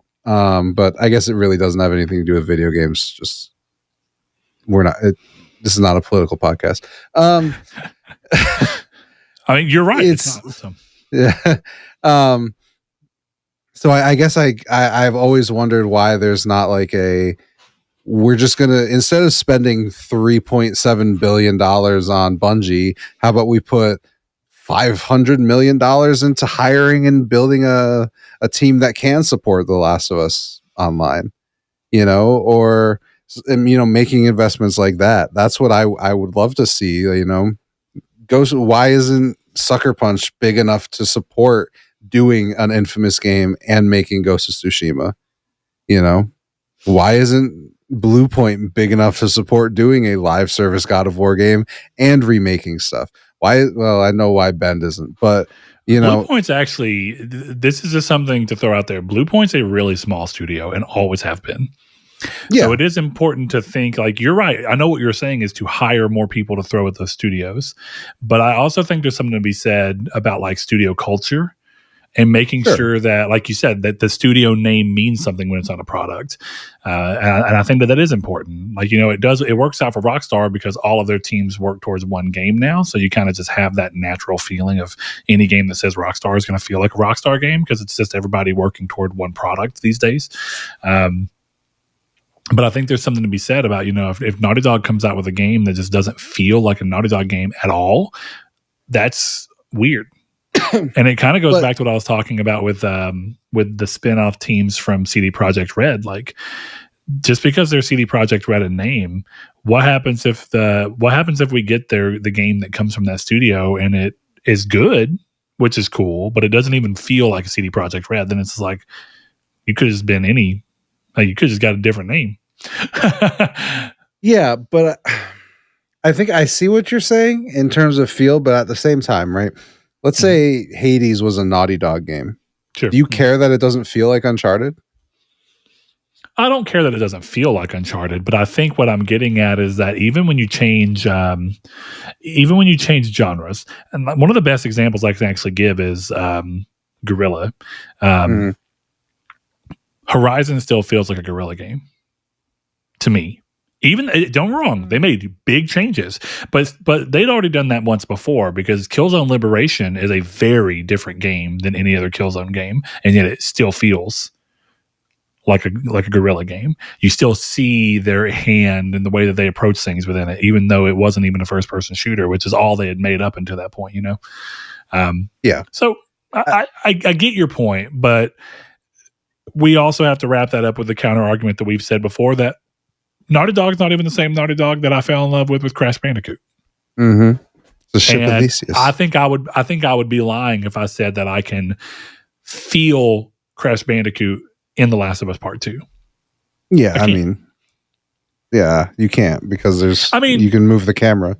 If I really want to, I can say Crash Bandicoot had really lush, dense environments, and when you're in any game that Naughty Dog has made since, all of their games have this very specific world, like level design feel to them, and they always like a lot of foliage, and that's just kind of seems to be something that goes through, and that's why even Heretic is kind of interesting, where it's like, oh, like maybe once we go on the planet, we're going to see this return to crazy foliage, but all we've seen so far is something very sci-fi driven. Yeah, I don't know.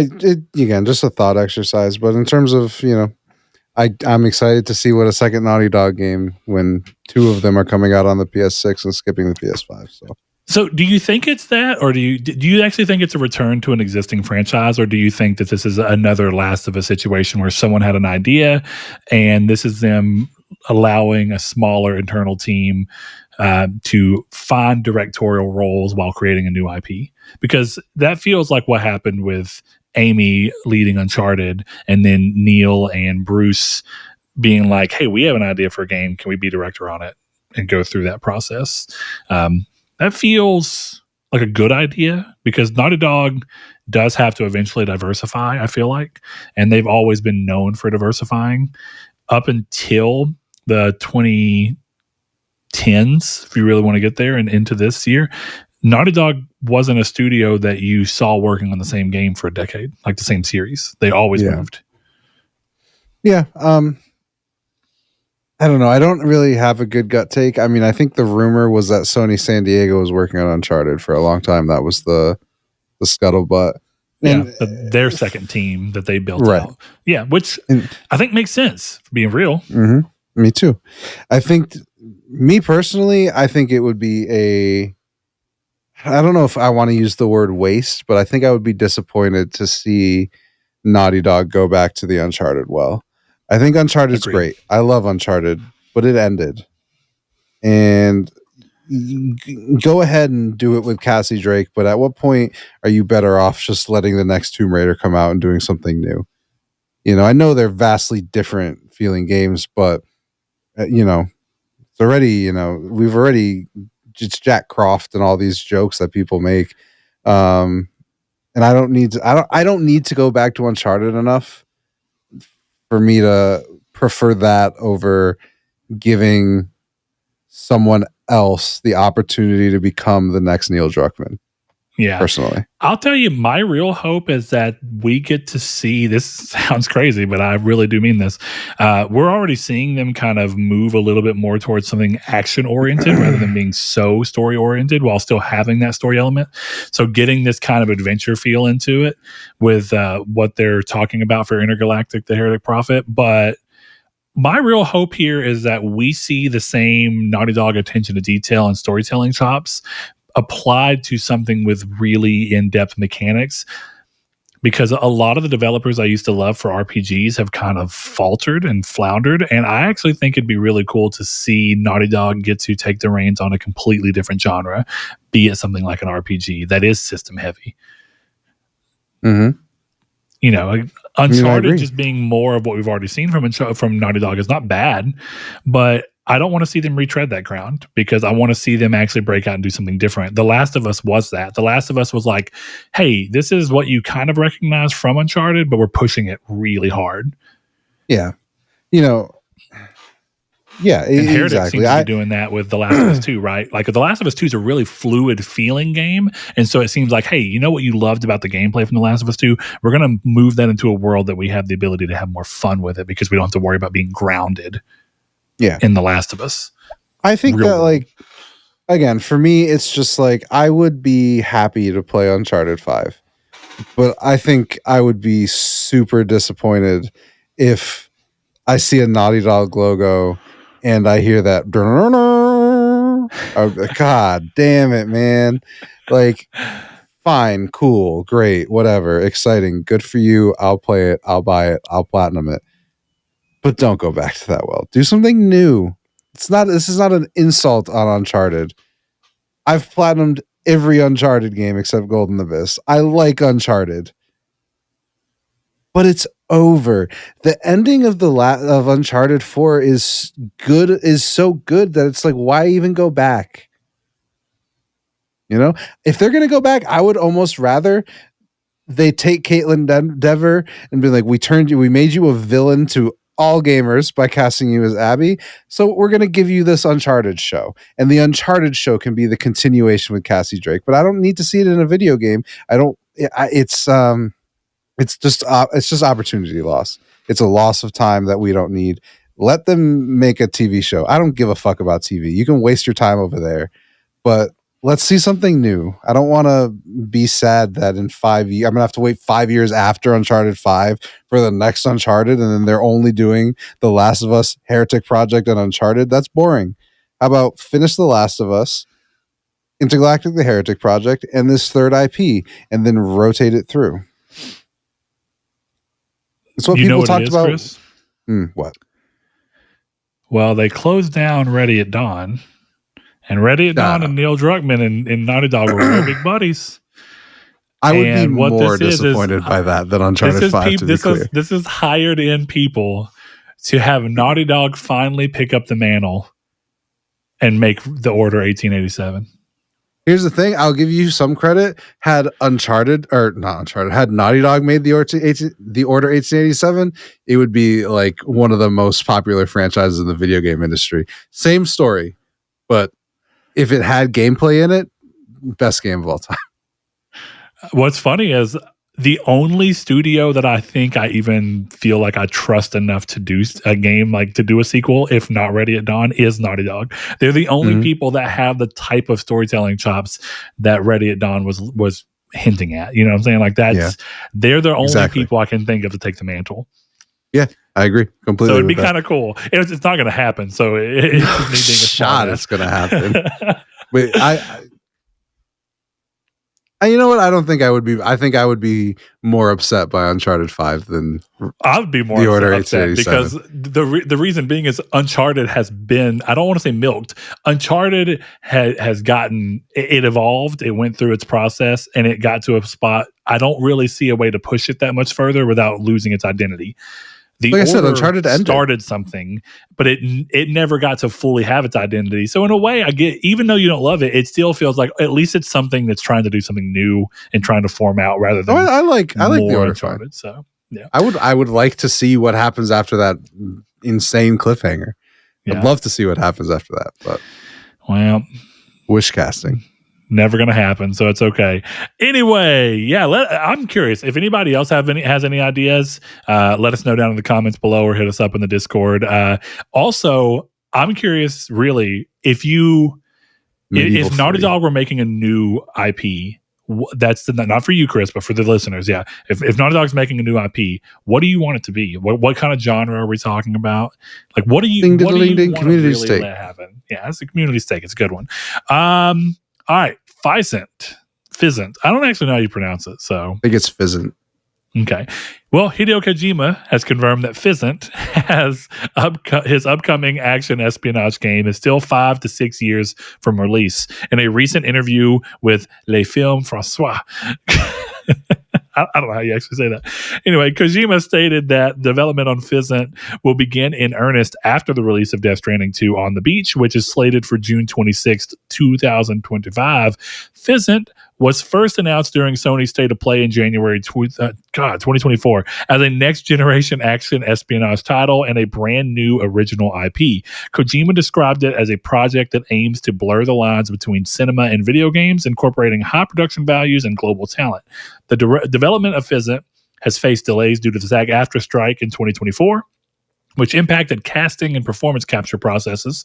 Kojima Productions had to suspend certain aspects of development during the strike, contributing to the extended timeline. In addition to Physint, Kojima is working on OD, a horror game developed in collaboration with Xbox Game Studios and filmmaker Jordan Peele. OD is described as a unique, immersive experience that explores the concept of fear utilizing cloud gaming technology. Heard that one before, Crackdown 3. Kojima also expressed interest in directing a film after completing his current game projects. He mentioned that he has received many offers and sees filmmaking as a homage to his lifelong passion for cinema. So, Chris, right? It was always announced as a next-gen espionage game. Mm-hmm. And considering that this is 2024, I think we all kind of knew that this is PS6 at the minimum.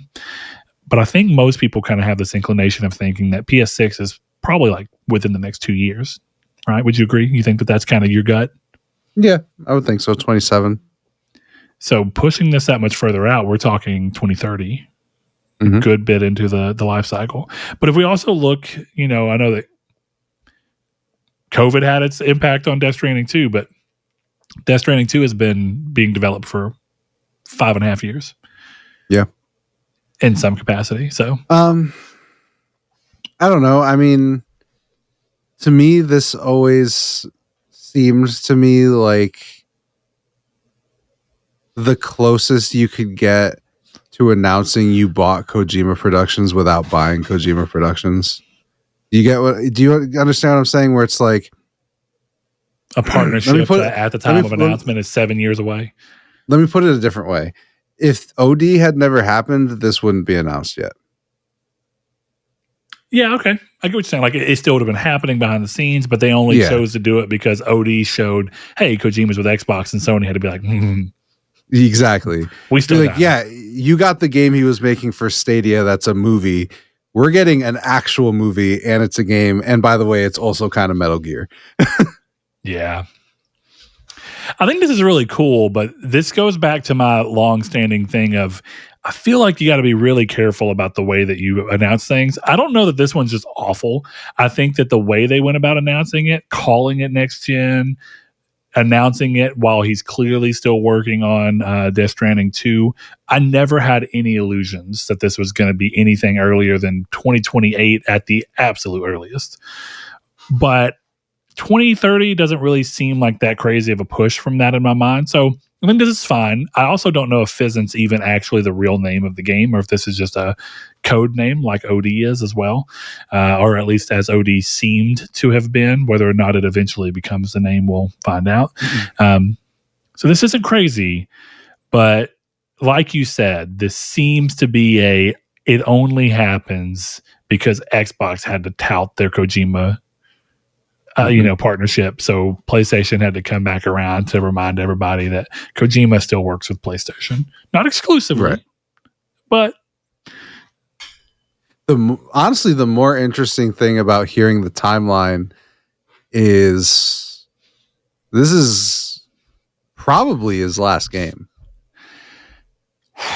Considering his age and the fact that he wants to do movies, yeah, it wouldn't surprise me.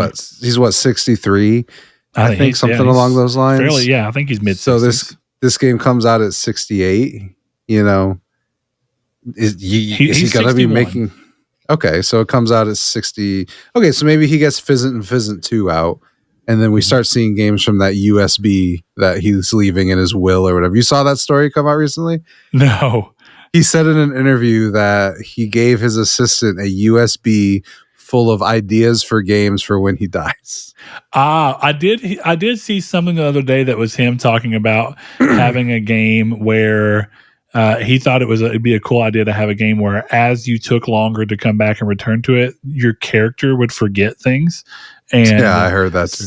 I actually think that is a pretty neat idea, but it's the type of idea where you go, no one would make that as a AAA game. That's an indie game. It's a neat idea in concept, but it's not a good idea. It's not. Okay, but Chris, let me walk you down something. Are you legitimately telling me right now that if someone told you just with words only what the concept for the gameplay loop, the primary gameplay loop of Death Stranding was going to be, that you'd be like, fuck yes? Yeah, but we're not talking about a gameplay loop. We're talking about, this is like, okay, I haven't played Clair Obscur since last week because I got stuck in Vice City. This would be like I turn on Clair Obscur once I platinum Vice City and my characters are level 1 again, and that sounds fucking awful. I don't think I'm sure it's not that drastic. I think, and that I think this is one of those things where he left just enough on the table for you as the individual to interpret what he said, right? Because he didn't go any further. You're not wrong. That could be exactly what he meant. But it's funny that the way I took that was like, maybe it's a game where the longer you take to play, the more vague your main objective becomes in terms of when you look in the menu, and eventually you may even lose the main objective entirely, and you have to when you log back on, you have to be like, what am I supposed to be doing? See, I don't hate that because I think that that's interesting. But you know what's worse is, as he said that and I read it, I was like, the way I play games, I would to actually get the full effect of what he's wanting from the game, I would have to purposely step back from the game. Yeah, because the way I play games, it's for the most part going to be maybe 2 days, and I doubt that the game would have you forget much in a 2-day time period. I don't want to speak out of turn, but I do think he said that your character would forget straight up mechanics, as in he would forget how to shoot. And that, I'm sorry, that again, it sounds cute on paper, but it does not sound fun in practice. Because are we talking like, well, hold on. Are we talking because like maybe he gets worse at shooting? And a good example is like, imagine that you've been playing and you've been going through, and as you keep playing the game, you get better and better at shooting. And so you're closer to something that's like a Fear 3. We'll use that as an example, right? You're Fear 3 shooting. But then you step away for a week or two because something happened. You come back to the game and your shooting is more like James in Silent Hill 2 Remake. Okay. You know what I mean? On the latest episode of his podcast via IGN, the game director mentions a forgetting game where players would have to play through quickly to avoid losing ground. The main character would forget information and abilities the longer you stay away from the game. They might not know their role in the stories or even how to fire a gun. Abandon the game for long enough and the character wouldn't be able to move at all.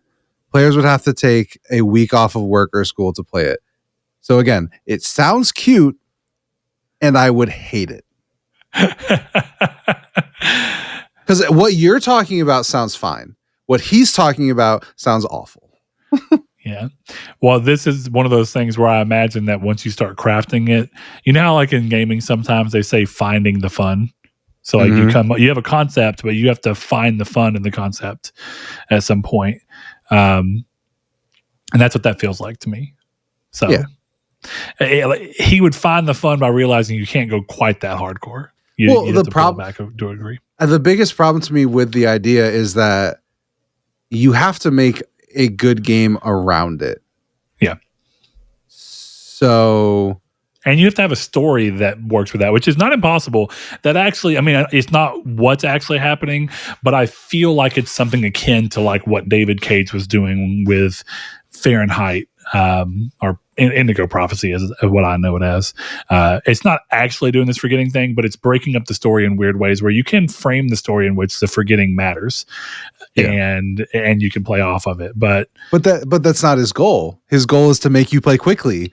So the goal is for you to buy it and beat it in that week so that you don't forget what's going on. And that's why I don't like it. If it was what you were saying, I'd be like, sure, but that's not what he said. You know what this feels like? It feels like a game he wants to make just to get people to stop only. Because, like statistically speaking, the vast majority of gamers don't actually beat games. Yeah. Like the completion rate of most games, I think, is like less than 15%. If I remember, it's something. For someone who beats almost everything they play, it seems insane to me that most games aren't beat by most players. Yeah. And I don't mean like, 49% beat it. I'm talking like 12% beat the game. That's insane to me. But yeah, I agree with that. All the same, that just feels like trying to get a way to basically motivate people to go ahead and sit in in as little sittings as possible to beat the game, just so we can go, haha, the fake pressure I put on you forced you to actually complete the game. This game has a 97% completion rate. The 3% were people that died in car accidents or hiking accidents. People who were murdered holding a controller. That's crazy. Yeah, people who couldn't afford their electric bill and therefore lost power. Oh my God. All right, we're going to move through these next two rather quickly. Shuhei says some Brett-coded stuff. In a recent episode of the Sacred Symbols Plus podcast, former Sony Interactive Entertainment president Shuhei Yoshida revealed that sequels to two beloved PS Vita titles, Soul Sacrifice and Freedom Wars, were in development but ultimately canceled. These projects were shelved due to budget constraints as Sony shifted its focus and resources toward the PlayStation 4. Soul Sacrifice, developed by Marvelous in collaboration with Japan Studio and designed by Keiji Inafune, was a dark fantasy action game that received a well-regarded expanded version. Soul Sacrifice Delta. Freedom Wars, on the other hand, was a dystopian action RPG developed by DIMPS and SCE Japan Studio, which gained significant popularity in Japan and was recently remastered, sparking renewed interest in the franchise.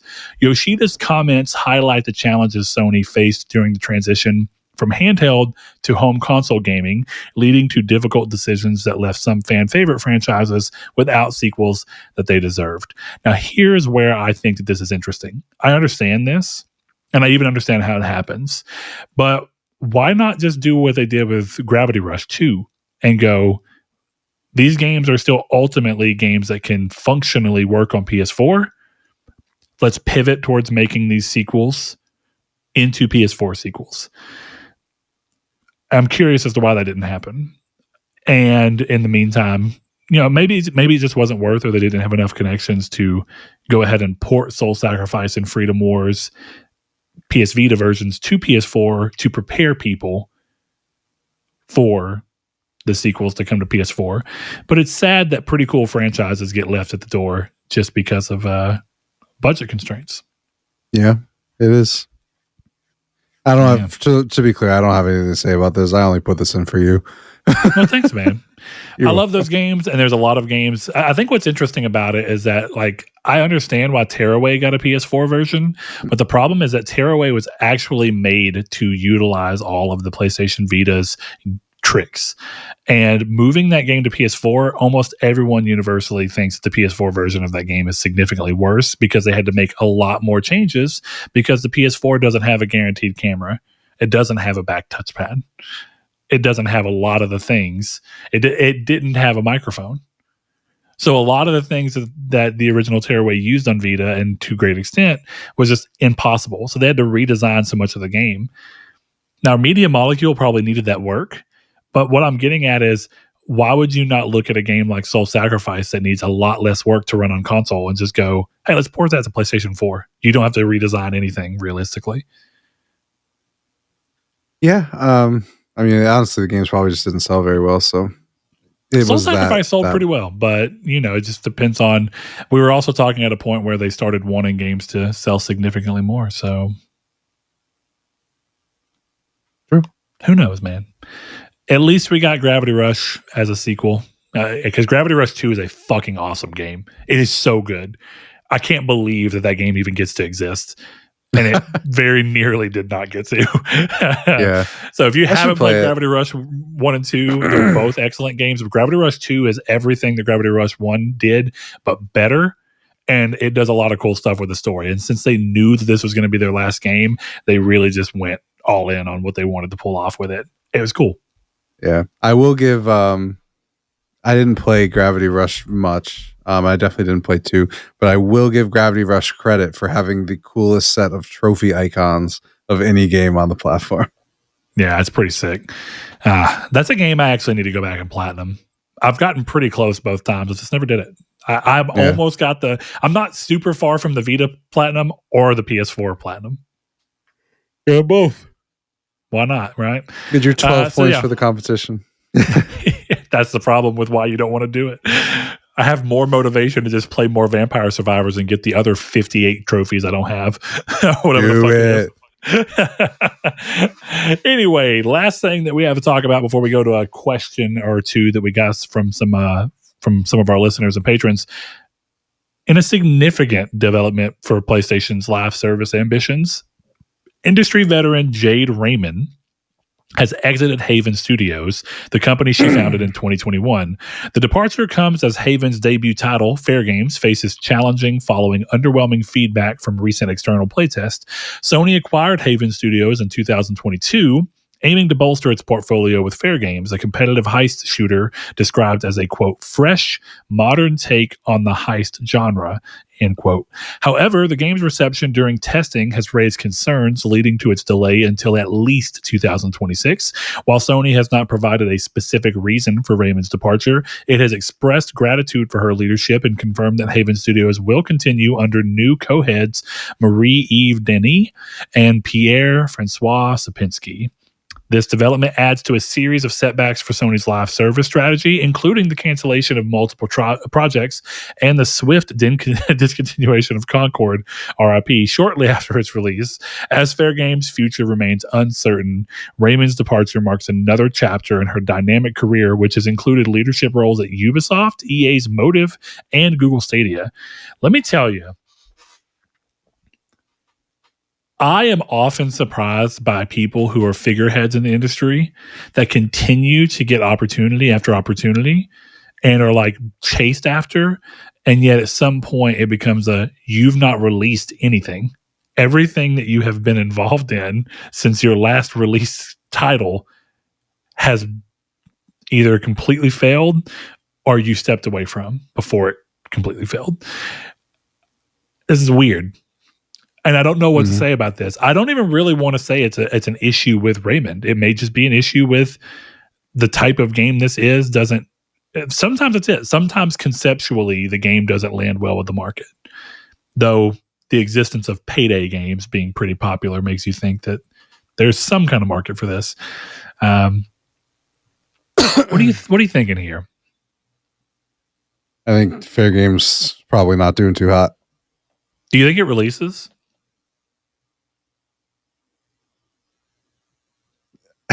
Tim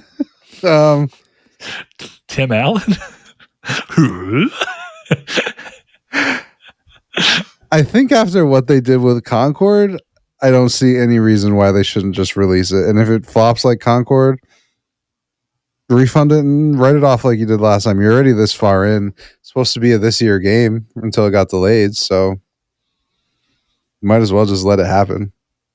Yeah. I don't know, man. Because, I don't know enough about this particular aspect of the industry. Do you remember whenever WB got bought by Discovery? Mm-hmm. And they merged together and they canceled I think it was Batwoman. I genuinely don't know which one, but there was a movie that was basically considered done, but it didn't do very well in tests from what we understand, or at least I feel like that's what it was. And so they decided to scrap it entirely because as a result of the acquisition, they were able to write it off as a tax thing. I don't know if releasing it and then retroactively canceling it allows you the same ability. I don't know what happened with Concord. I don't know if Sony was able to actually consider that a write-off or if they just did that so that they didn't have to continue giving more refunds and paying for the game to continue to be developed while they worked on fixing it when they realized there was probably no real way to fix it. So part of me wonders if this game doesn't get to a point where it's playtesting better, if Sony doesn't just go, it's not worth it. Write it off. But then what does that mean for Haven Studios? The fact that they didn't go ahead and close them does make me think that they are aiming to release this, but trying their damnedest to not repeat Concord.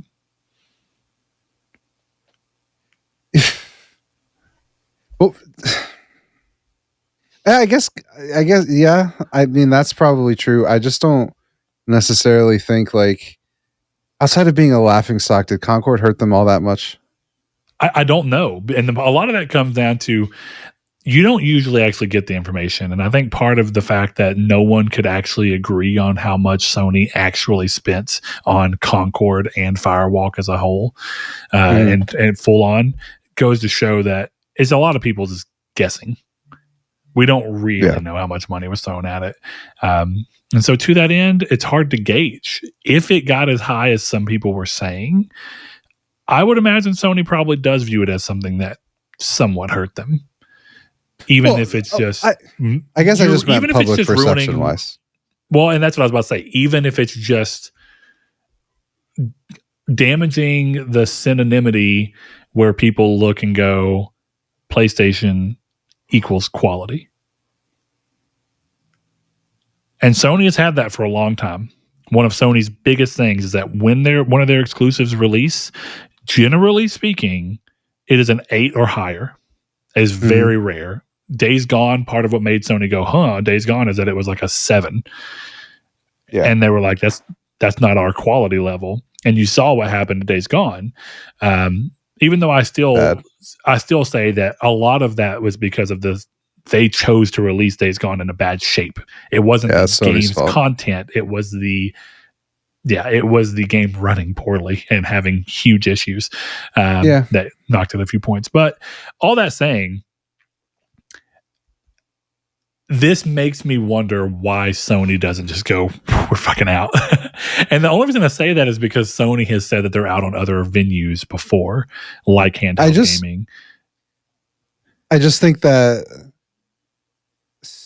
Sony might as well.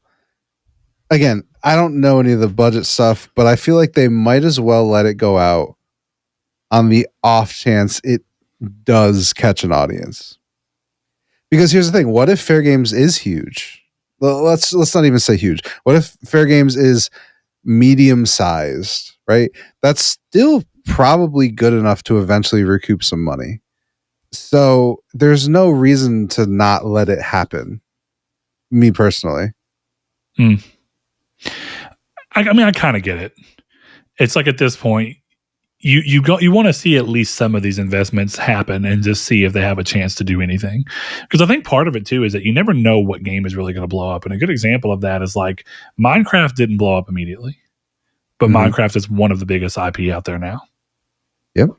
And and Minecraft realistically was a pretty slow start until it really kind of caught on whenever it finally released on Xbox. It was doing well on PC, but when it finally hit consoles, when it started becoming a lot easier for casual gamers to get it, then it released on phones, then on handhelds, and it just kept going, and now Minecraft is massive. And one of the things that I think you run the risk of whenever you kill things too early is that you can stop something that will be successful before it ever gets a chance to actually be successful. But I understand that that's a really difficult thing to balance. And it's hard to compare a game like Minecraft that was primarily made by one guy to a game that was made by a larger group of people that cost millions and millions and millions of dollars up front. Yeah, I look at the strategy that they were clearly going for, and the strategy was clearly we're shooting a shotgun, expecting only 1 or 2 pellets to hit, and hoping for 3. You know, and they've only got a couple of pellets left. They might as well hope the pellets hit target. You know what I'm saying? So at this point in the life cycle, I would say just let it happen. You bought Haven. You bought Fairgames, you bought Jade Raymond for whatever the fuck that was worth. So you might as well just let it finish out. But again, devil's advocate, she quit like it was reported like a week after external playtests. So those were probably not good.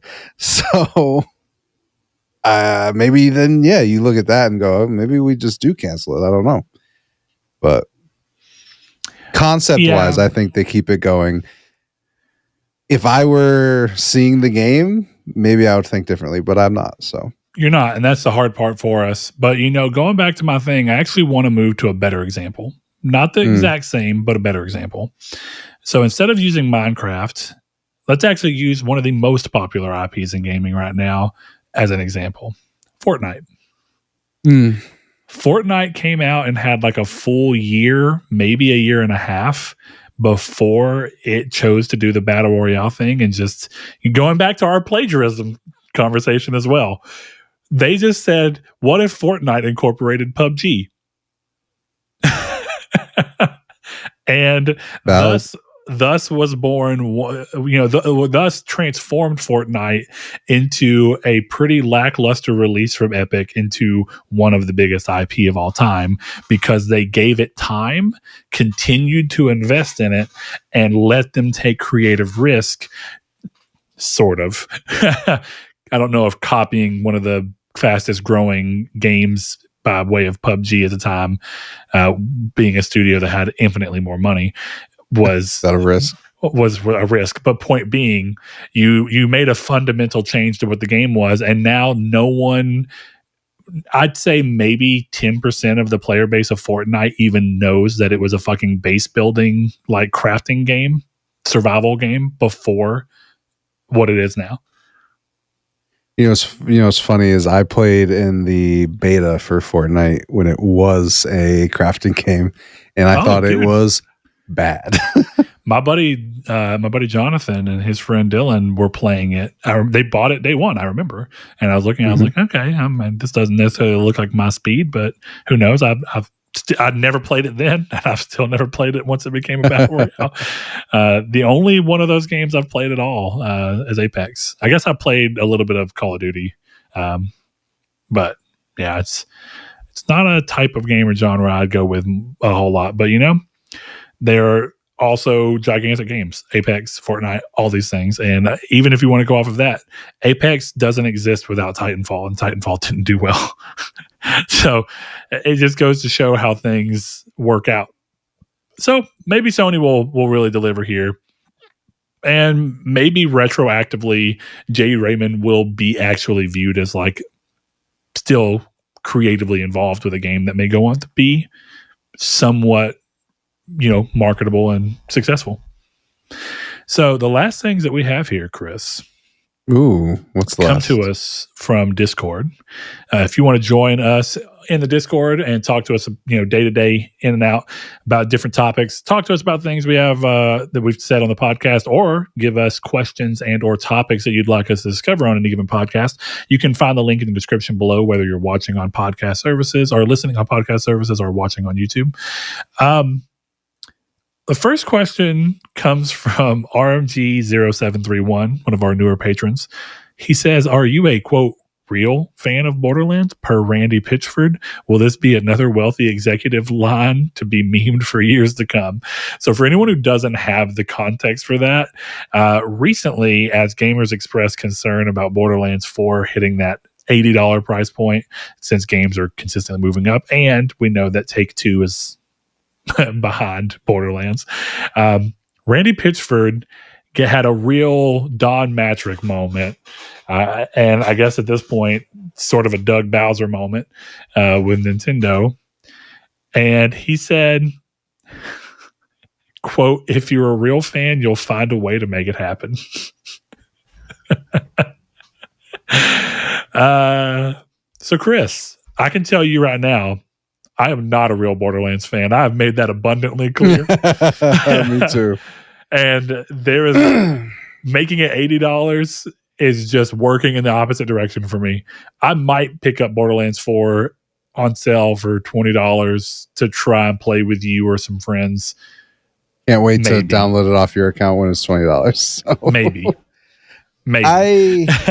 But yeah, $80. And look, I actually want to consider what he's saying.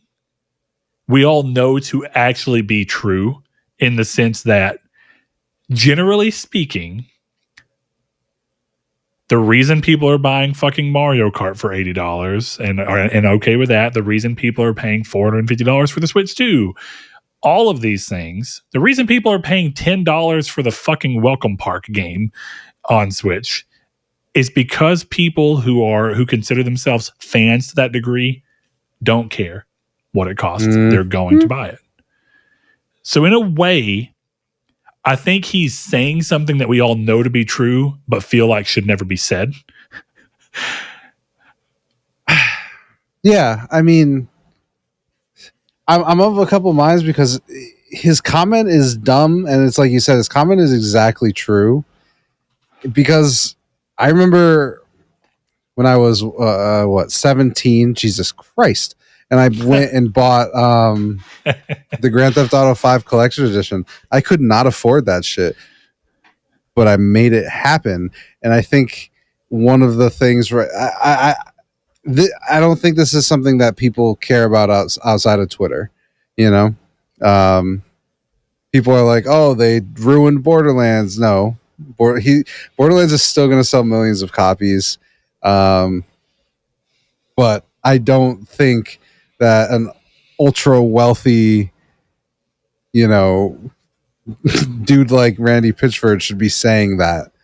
That should have it should have just been the canned PR response of, he should have just said, "Hey, I don't make that decision," and sent tweet. He didn't need to send the B part of the tweet. But I do think the B part is also a reality check, because that is abundantly true. It's like you said, that's why Mario Kart's going to sell. That's why I spent $300 on Death Stranding. It's why you'll spend, however much you want to spend on the Order 1887. You'll pay your $500 for the collector's edition. Actually, that's a great example. I bought both of the collector's editions for the Order 1886 when it came out. Exactly. So your point stands. Yes, that is exactly what happens whenever you. It's like I said, if someone at Bethesda sent me a message right now and was like, "If you give me $10,000, I'll send you a beta copy of the Fallout 3 remaster coming out in 2 years," I would leave my house right now and rob a bank. Dead ass serious. That's how this is all. It's just how this, that's just the reality, is that if you're a fan of something, you made it work. And I just think we're, not to get too crazy with it, but I do think we're at a point where it's like money is so rough.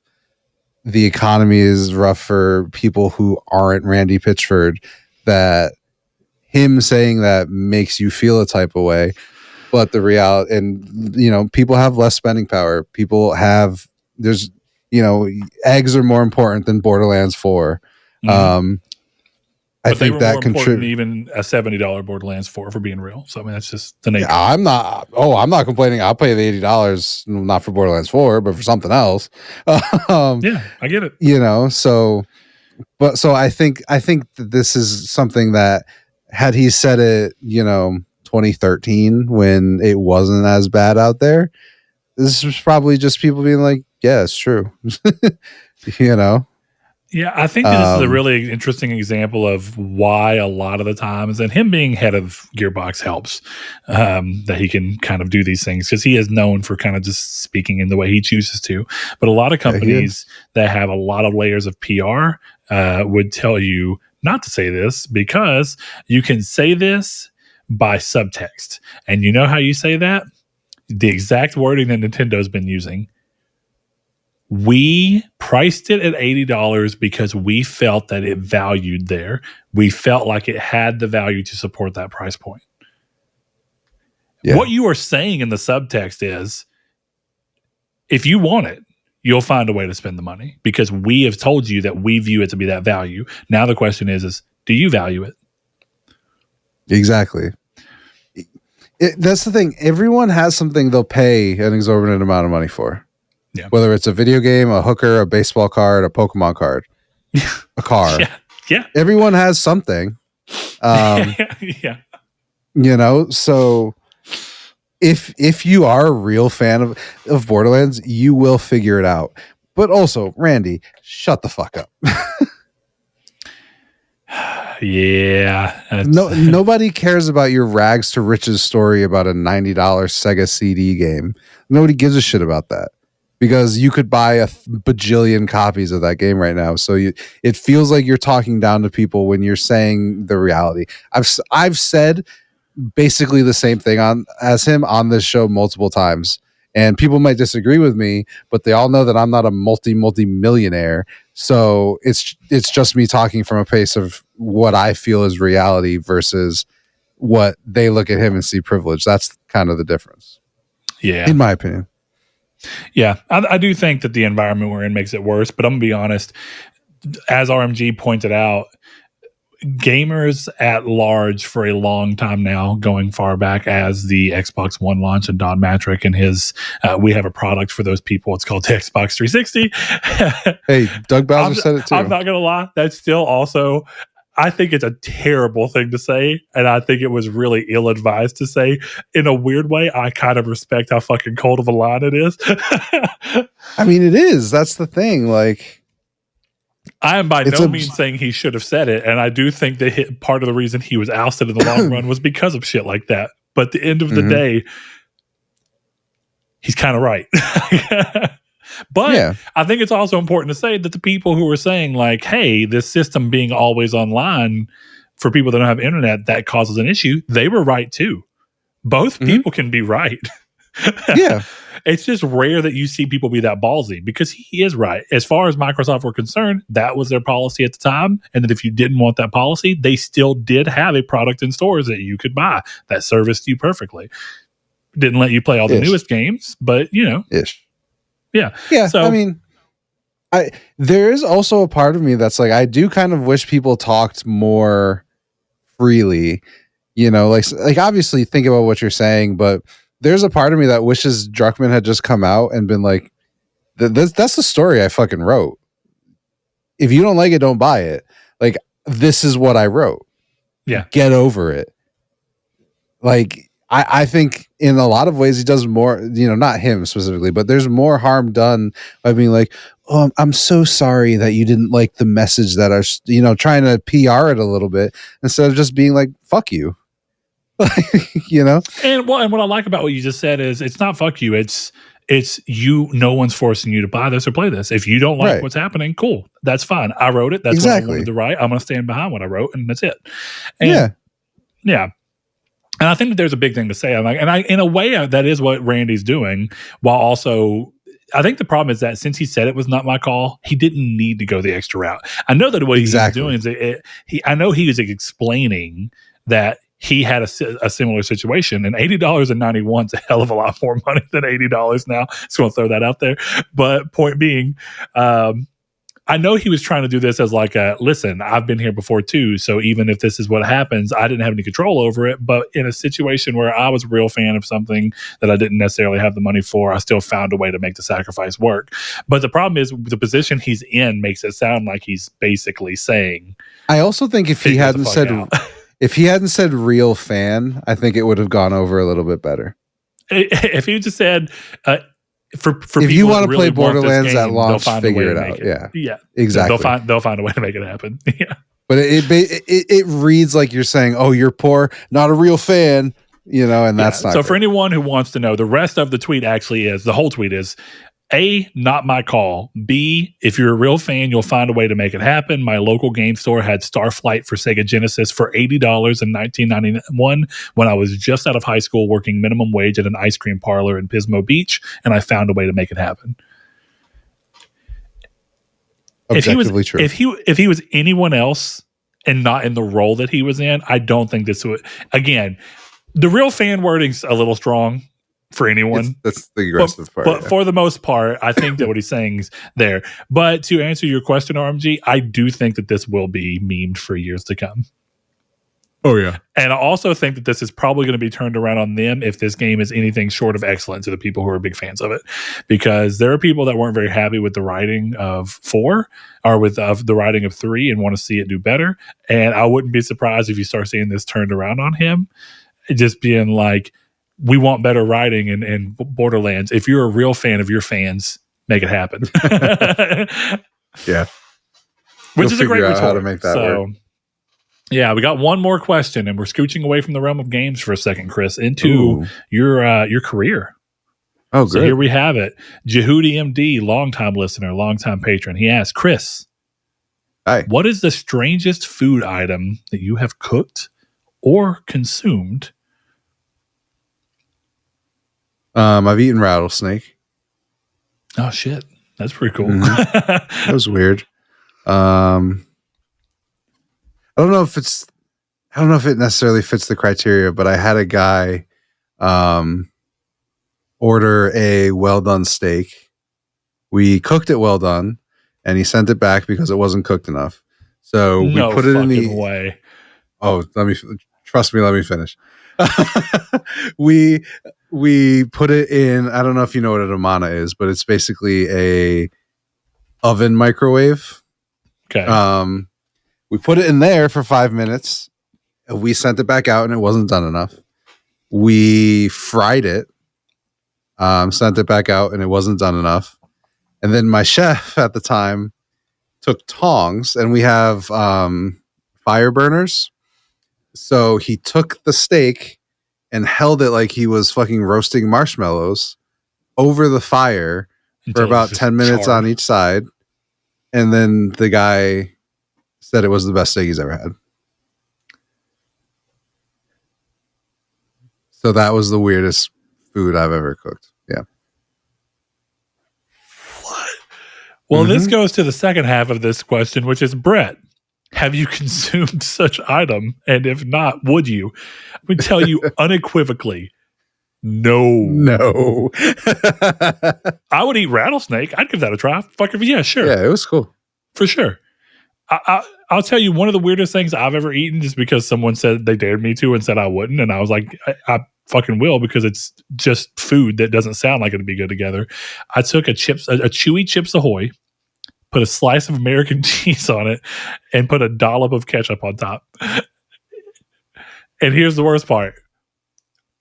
It wasn't that bad. I didn't like it. I've never had it again. But if someone was like, eat this or I'll shoot your mom, I'd be like, okay, fucking no problem. Like, I wouldn't even be like, oh, I'm doing this for you, mom. I'd be like, okay, that wasn't that bad. That's disgusting. I'm trying to think of some of the other weird stuff I've made. I've made like a mole chicken wing sauce. That was decent. Didn't come out as great as I wanted it. But hold on. I cannot step away from the story you just told me that easily. Okay. Go for it. If it gets past medium, I'm already like, medium is like, depending on the cut, I really like, for sirloin, I like to go medium rare. For ribeye, I like to go medium. I like where the fat consistency kind of lands when it's the medium. For like a filet mignon, I like to go medium rare. So medium is about as high as you're ever going to get me on any kind of steak. One of my big things is when I go to a place where they give you steak, but they don't allow you to say how you want it cooked, because it's always just cooked all the way fucking well done, and it's rubbery and a terrible texture. And you just describing continuously nuking this fucking thing and then charring the shit out of it. Now, char, whatever. I actually like a char grilled steak where it's like still medium, but the outside's got that little bit of like a burnt crust to it. That shit's actually pretty good. Yeah, it is. But that steak had to be drier than like fucking Edith from the Great Depression's pussy. I don't know what the fuck. What is that? You specifically eat it. Yeah, if you're alive from the Great Depression, first of all, you're old. Congrats. Secondarily, apparently you got a dry ass pussy. But point being, oh god, what the fuck? Now, I'll tell you, that's something that surprises me often. I got some coworkers who are very, And now this is coming from him. I find it interesting. Mario, great dude, love him. And at the time, my our guy was Anthony. They're two black gentlemen. And Mario is very much, and both of them said it, they're like, in the black community, it is very rare that people like to eat their steaks anything less than well done. Now, I'm not saying that that's true. That's just wording from them. I work in restaurants. It's true. And we were going to, and I was like, why is that? And basically, it's the fear from what they don't said. Trust the meat. They don't trust that they won't get sick. I'm like, okay, it's pretty interesting. I've definitely seen people of all creeds and colors eat well done steak, and it fucking, for how expensive steak is, it blows my mind every time that people are wanting their steak to, like, here's a $42 cut of steak that I burnt the shit out of. But that seems to be what it is. It's funny because, like, when we did sell steaks, like, I work at the same place I'm talking about now. I went back there, to be clear. So when we did sell steaks, my favorite order was a well done steak, because I would put it on the grill and forget about it for 20 minutes and then serve it, and it was always fine. So, like, I don't understand people who eat it. You know, my mom is like she wants everything burnt. She doesn't eat a hot dog that's not black.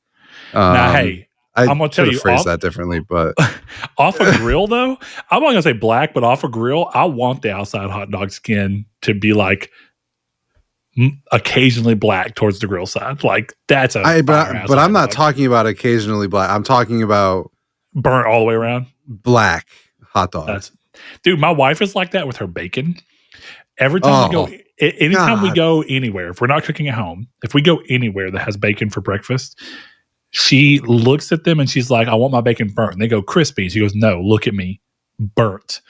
And she has gotten some fucking burnt ass bacon out, and she'll eat it and she goes, it's not burnt enough.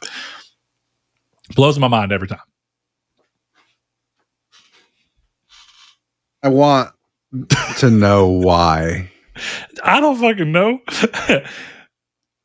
One day I'm just gonna send you pictures when my staff fucks up bacon in the oven. I'm gonna send you like pictures. Show this to her. Qualify?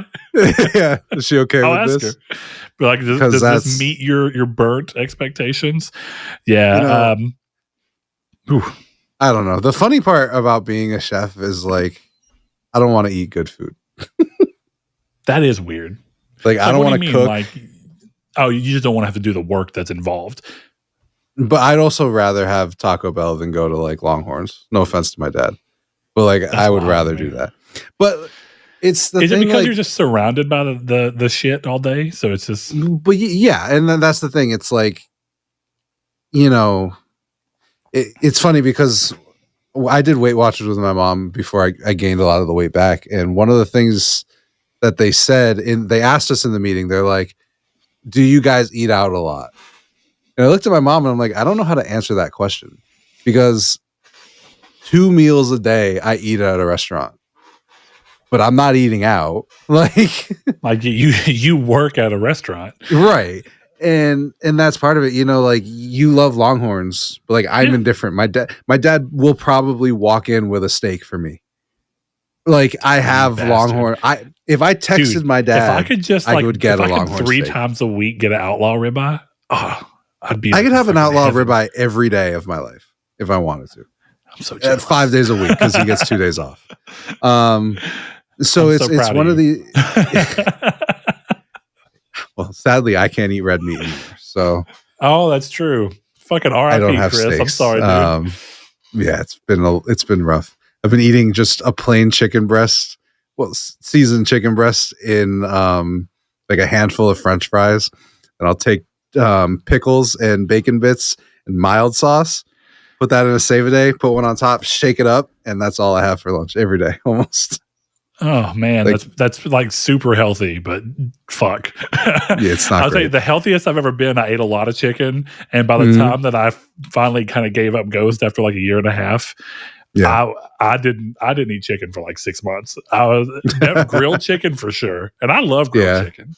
But you know, it's like you eat it that often, it's like there's no fucking way.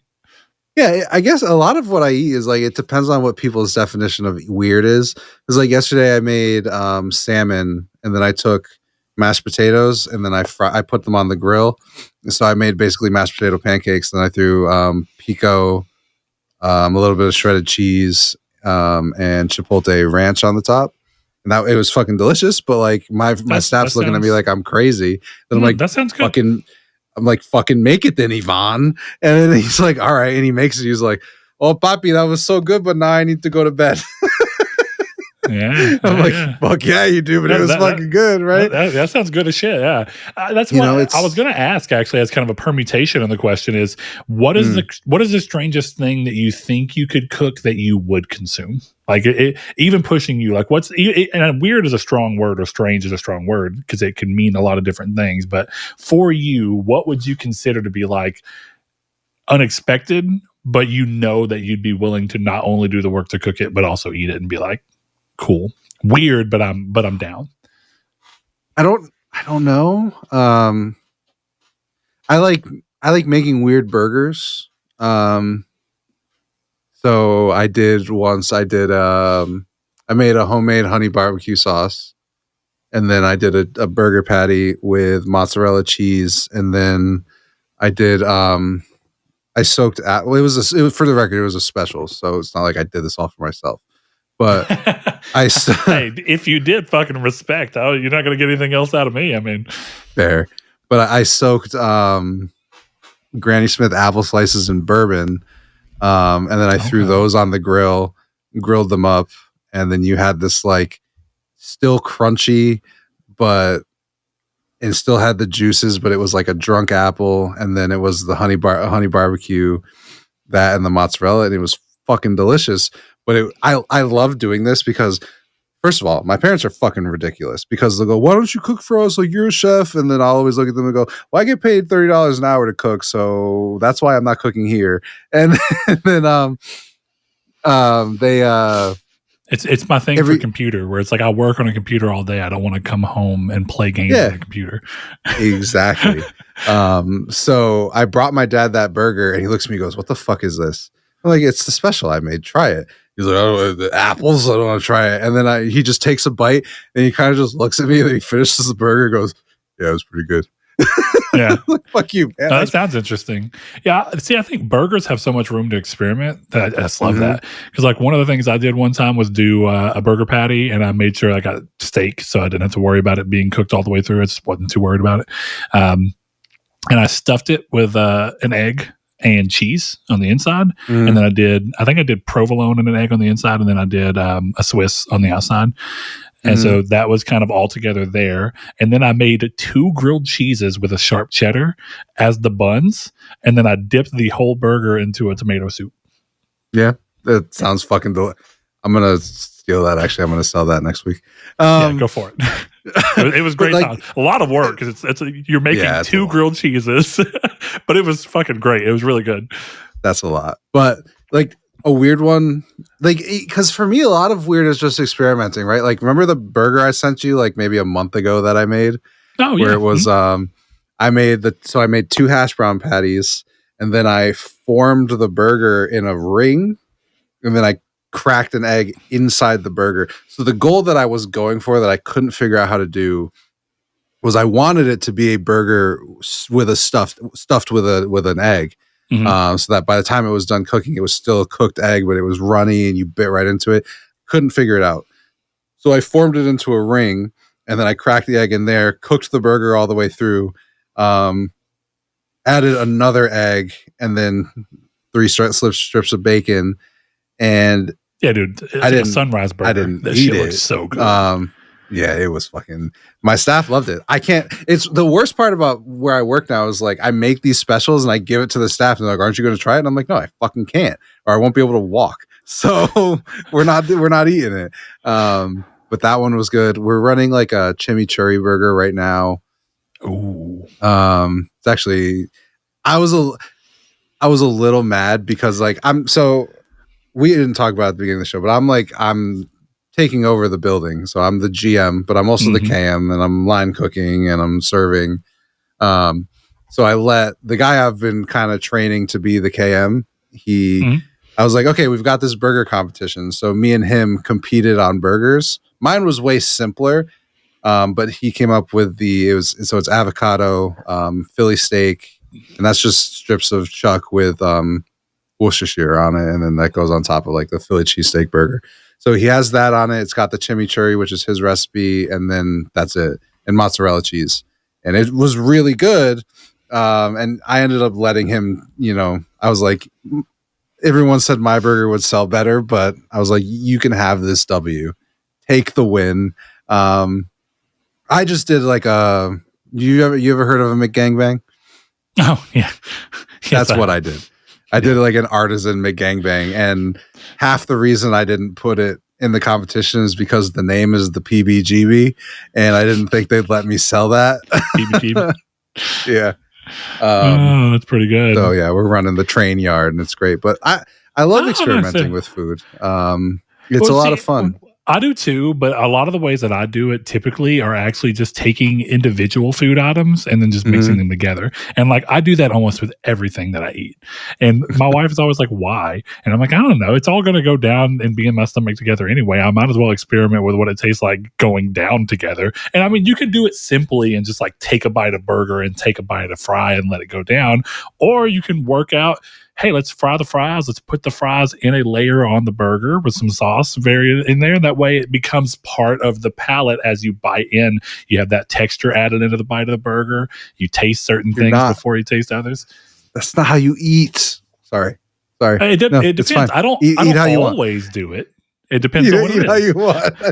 But burgers are usually the thing I experiment the most on. Point being, like, one of my favorite burger places in town, they also have incredible fucking cod. Like, a nice fish and chips cod. Thick cod. Oh, dude, it's so good. But I got, I did a burger with a fried egg over hard, trying not to be so messy. Bacon, Swiss and provolone. That's my favorite cheese combo. I don't always do it, but I love that combo. And then I did a layer of French fries, and then I took some of my wife fish and chips because she was like, I'm not going to eat all this. I'm like, great. I just took a section and put it on the burger, and then I ordered a side of their mac and cheese. And their mac and cheese is like penne noodles that are like baked on the top inside of a cheese sauce, and I just scooped that on. So it was like a queso mac and cheese catfish burger with French fries, and it was incredible. It was so good. You had a burger patty too? Yeah, burger patty. Did you do smash patties or? No, that wasn't a smash patty. This was at a restaurant, so I mean, of course, they don't do smash burgers inherently. So it was like a normal thick quarter pound or third pound. They're fucking lazy because they could do smash burgers very easy. You definitely could. I like smash burgers. We have places around that do it. Well, I'm just thinking. I'm trying to think of, but this sounds good. I also get my burgers cooked medium, and you don't typically do that with a smash burger. You can. It's very lazy of the cooks, but that's fine. I mean, we don't do them that way either. But like, if I'm on the grill, I'm like, yeah, you can do whatever the fuck you want to. I know. Hard. To be honest, I've debated asking them to like, listen. You can't, but that's you make this for me. Cook it less. Just cook it less. Drop a fish. Yeah, put it on. Smash the egg into the burger. I don't fucking care. But it's not how soups are fun. I like doing soups. We've done soups are fun. It's funny. My staff makes soups fun of me because hard though. Because I'll tell you the thing that we suffer from the most when we try to make them home is we can never seem to get the soupiness right. It either starts soaking up too much of the water, and then suddenly it's just like a stew, for lack of a better word. It's like it's not very soupy. It's just like swollen noodles and meat and everything, or it's too watery. I have a really hard time getting the exact, like, it's not texture, but I guess the exact consistency that you'd want from a good soup. So for me, what I would say, and this is just how I do it, I don't cook the noodles in the soup. You can, but I would normally finish that way. But I prefer, I mean, I guess I'm talking commercial use, not necessarily home, but like I would prefer to cook the pasta and have it and then put it in the soup because the pasta will stay firm and it won't clump up at the bottom. Because that's probably what you're getting is it's soaking so much in that you've lost all of the juice and it's just a pot of and I figured it was the noodles because like what else has any room to soak it in? Because like one of my favorite soups of all time is pasta fagioli. It's so good. Dude, Olive Garden's pasta fagioli, for it to be like just something that they have that's freely there, it is so good. Also, there's this restaurant chain, at least down here, called BJ's, and their chicken tortilla soup is incredible. Like the rest of a lot of those other ones, like they're good. Like Olive Garden has chicken and gnocchi. It's fine. Like it's a good soup, good. But I like it. It's super inconsistent. Anytime I go there, it's like sometimes it's really thick and that's what it's good. Sometimes it's really watery. Sometimes there's not very much gnocchi in it. Gnocchi's like hard. Yeah. But the fagioli is like the same every fucking time. It's like the Chick-fil-A chicken sandwich of soups, because every time I get it, I'm like, this is exactly the same. And it's incredible. I love it. It's one of my favorite soups. I want to figure out how to make it at home. And we've tried a few times. And every time I'm like, I guess the noodles are just taking up too much of the water. So one of the ones I did that I was shocked sold, I was just trying to get rid of product, if I'm being honest. It was called a Kapuzniak. Have you ever had Kapuzniak? No. It sold so fucking well, and I thought it was vile, but people loved it. It was 3 ingredients: pepper, sauerkraut, and kidney beans. Ooh, sauerkraut. People is ballsy. Fucking loved it. Dude, for some reason, I took this job when I first came in. This was like one of the first soups I made because I had a 1 gallon bucket of sauerkraut that we don't sell. I used it. Like sauerkraut, man. Neither do I. I wouldn't eat it. I thought it was vile, but people loved it. They thought it was great. I'm like, people who like sauerkraut fuck with sauerkraut hard, though. That's like one of those. It's kind of like cilantro. Mm-hmm. You're either in or you're out. There is. I don't know anybody who's just like, cilantro's okay. It's either I fucking love cilantro or cilantro tastes like soap. Yeah, that is jalapeno popper soup is really good. That sounds. I don't like making soups with cheese and milks because it's very sensitive, but it makes a good fucking soup. Loaded baked potatoes pretty good. I did a burrilla. I did a burrilla soup. That one was really fun. Burrilla soup was so fucking good, dude. My staff hated it because I made them. They would put the soup in the bowl, take it, and then what they had to do was take a tortilla, put it in the burrilla, throw it on the grill, fry it, cut that up, and then that went on the top. It was fucking fantastic. It took so much longer than it needed to. Yeah, you speaking my language on good food. I'll stop waxing poetic on food. Yeah, I think we need to wrap this one up. This has been a surprisingly long episode. Like the longest episode we've done. And I think 30 minutes of it was talking about food. I think we stopped the other thing around 3:15. So, all right, Chris, Jody, I hope you enjoyed all the different food talk that we had to say there. We got to stop because it's 11 o'clock here and I'm getting hungry, and you should not eat like that before you go to sleep. Yeah. It's just like a recipe for disaster. I say that, but also that's the type of eat that you get the itis and you pass like that. That actually probably be killer sleep. I would just wake up still feeling like shit. I know that without a doubt. So instead, we're going to wrap this up here. If you want to join everybody like RMG0731 and Jehudi in being a patron, head over to patreon.com/Nartech and consider giving as little as $1 per month to fuel our dreams and hear more about Chris's crazy. Should that be our Patreon series? That's like that thing we do is Chris's weekly crazy food thing. It has nothing to do with gaming.